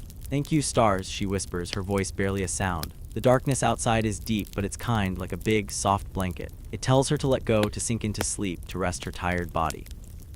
Beatrice walks back to her bed, the straw crunching as she climbs in. She pulls the blanket up, feeling its weight, its warmth, its lavender smell. Mumble shifts, curling closer to her feet, her purr loud and steady. Beatrice sighs, a cozy sigh that says, "I'm home." Her eyes are heavy, like they're made of stone, but she's not asleep yet. She wants to listen, to feel the night around her. The cottage is full of sounds, soft and soothing. Mumble's purr is like a tiny drum, steady and warm. The fire pops like little fireworks in the quiet. The soup pot is still, but its smell lingers, cozy and familiar. Outside, the night is singing. The wind rustles the straw roof like someone brushing hair. Crickets chirp in the grass, their song high and gentle like a dance. An owl hoots far away, its call low and steady, like a guard watching over the village. The stream bubbles, its hum tying all the sounds together, like a thread in a blanket. Beatrice loves these sounds. They make her feel like the world is resting with her, all safe and calm. She thinks about her work, about how it shapes her nights. As a midwife, she's used to waking up. A knock might come, a father be saying, "It's time." She grab her bag full of herbs and tools and head out into the dark, her cloak flapping in the wind. Her bag is by the door ready, but tonight it's quiet and she's glad. She needs this moment, this chance to rest, to eat, to watch the stars. She thinks about supper again, about how simple it was but how good it felt. In the village, supper is important. People eat together, sharing bread, soup, or cheese. Beatrice usually eats alone, with Mumble for company, but sometimes Ellen is there, chattering about her day. "I saw a frog," she might say, her eyes wide. Beatrice would laugh, passing her a piece of bread, feeling like her cottage is a little brighter with Ellen in it. Tonight, Ellen's not here, but the soup was enough, warm and filling, making Beatrice feel ready for sleep. She thinks about the village, about how it looks under the stars. The houses are dark, with only a few fires glowing through cracks in shutters. The goats are in their pens, bleating softly, dreaming of grass. The chickens are quiet, tucked in their coops. The cows are in their sheds, chewing hay, their breath slow and steady. The village dogs are curled up, silent now, resting by their owners' fires. The stream sparkles under the stars, like a ribbon of silver winding through the village. It's all quiet, all cozy, all part of the night. Beatrice imagines the stars watching over everyone, not just her. They shine on Agnes, who's sleeping, waiting for her baby. They shine on old Martha, who's probably snoring by her fire. They shine on young Tom, who's dreaming of his goats. They shine on little Ellen, wherever she is tonight, maybe giggling in her sleep. The stars are like a big blanket, covering the village, keeping it safe. She thinks about her bed, about how it holds her just right. The straw is lumpy, but it's soft enough. The blanket is scratchy, but it's warm. The lavender smell is faint, but it's sweet. Mumble's purr is loud, but it's soothing. It's not a fancy bed, not like the beds we have now, but it's perfect for Beatrice because it's hers. She smooths the blanket again, her hands gentle, like she's saying goodnight to a friend. She thinks about her work, about why it's so hard but so good. Being a midwife means long hours, sore feet, and an aching back. It means walking through the night, helping moms when they're scared. It means grinding herbs, making salves, and holding bobbies. But it also means seeing moms smile, hearing bobbies cry, and knowing she's made a difference. That's why she keeps going, even when people whisper, even when she's tired. The whispers come from some villagers who don't understand her. They say things like, "She knows too much," or "What's in that bag?" Beatrice knows why they whisper. Her herbs, her work, her late-night visits, they're different, and different can feel strange. But she doesn't let it stop her. The moms trust her, the bobbies need her, and that's what matters. She keeps going, one tiny task at a time, like always. Beatrice closes her eyes, letting the sounds wash over her. Mumble's purr is steady like a heartbeat. The fire's pop is soft like a friend whispering. The wind's rustle is gentle like a hand brushing her hair. The owl's hoot is far away like a guard calling good night. The stars shine through the crack, their light faint but kind. She feels the blanket heavy and warm and the straw lumpy but cozy. Her body is tired but her heart is happy because she's home with Mumble, with the stars, with the night. She drifts, not quite asleep but close. The cottage holds her, the bed cradles her, and the sounds wrap her in peace. Sleep is coming, slow and gentle like a wave on a quiet shore. Beatrice is ready, with Mumble purring, with the stars watching, with the village resting around her. The darkness is kind, the night is soft, and she's part of it, cozy and safe, ready to dream. Before bed, Beatrice eats a simple meal, pottage, a thick stew of barley, onions, and herbs. It's warm, filling, and makes her eyelids heavy, like they're ready to close all on their own. Sometimes there's a bit of bread, crusty and chewy, perfect for dipping in the stew. She shares a bowl with her niece Ellen, who dips her spoon too fast and giggles when it splashes. The food sits gently in her stomach, like a promise of rest, cozy and calm. Now it's time to ready the fire for the night, to keep the cottage warm while she sleeps. Let's picture Beatrice in her little cottage. It's a small house made of mud and sticks with a straw roof that rustles when the wind blows. Inside, it's warm and cozy, like a soft blanket wrapping around you. The hearth is the heart of the cottage, with a small fire glowing, just a few coals, but enough to keep the cold away. A pot of pottage hangs over the fire, bubbling softly, filling the air with the yummy smell of barley, onions, and herbs like thyme or parsley. It's a smell that makes Beatrice's tummy rumble, even when she's tired. It's evening and Beatrice is sleepy. Her back aches from leaning over beds, helping moms have bobbies. Her feet throb from walking through the muddy paths of the village. Her eyes are droopy like a puppy after a long day of play. She's been working since the rooster crowed, grinding herbs, visiting moms, and holding bobbies. Now she's ready to eat her supper, to fill her tummy before climbing into bed. Her bed is waiting, simple but cozy, with a wooden frame and a mattress stuffed with straw. It's lumpy and sometimes the straw pokes through, tickling her legs. "Silly straw," she says, giggling when it happens. She has a wool blanket, heavy and warm, that smells a little like lavender because she keeps dried flowers under the bed. The bed is against the wall near the hearth, where the fire's warmth lingers like a soft hug. But before she can rest, she needs to eat, and supper is calling. Beatrice walks to the hearth, her bare feet soft on the cool dirt floor. Her old tabby cat Mumble is curled up by the fire, purring like a tiny thunderstorm. Mumble's gray and white fur glows in the firelight, and her purr is steady like a heartbeat in the quiet. Beatrice smiles at her. "Hungry, Mumble?" she asks, but Mumble just purrs, too sleepy to care. Tonight, Beatrice's niece Ellen is staying over, sitting on a stool by the table, her big eyes watching the pot. Ellen is 6, with messy brown hair and a giggle that sounds like bells. She loves staying with Beatrice, especially when they eat together. "Is the pottage ready, Aunt Beatrice?" Ellen asks, her voice loud and excited. Beatrice laughs, a soft sound that fills the room. "Almost, little one," she says, stirring the pot with a wooden spoon. The pottage is thick, with barley grains soft and plump, onions sweet from cooking, and herbs giving it a warm, earthy taste. Beatrice lifts the pot from the fire, careful not to burn her hands. She sets it on the table, a simple wooden one scratched from years of use. She ladles pottage into 2 wooden bowls, one for her and one for Ellen. The steam rises, carrying the smell of herbs, and Beatrice's tummy rumbles louder. She grabs a loaf of bread, crusty and chewy, baked by old Martha, her neighbor. She breaks it into pieces, giving a big one to Ellen and keeping a smaller one for herself. They sit together, Beatrice on her wobbly stool and Ellen on a smaller one, their bowls steaming in front of them. Ellen dips her spoon too fast, and a bit of pottage splashes on the table. She giggles, her eyes sparkling. "Oops," she says, and Beatrice laughs, shaking her head. "Slow down, silly goose," she says, her voice warm like the soup. Ellen grins, dipping her bread in the pottage and taking a big bite, her cheeks puffing out like a squirrel.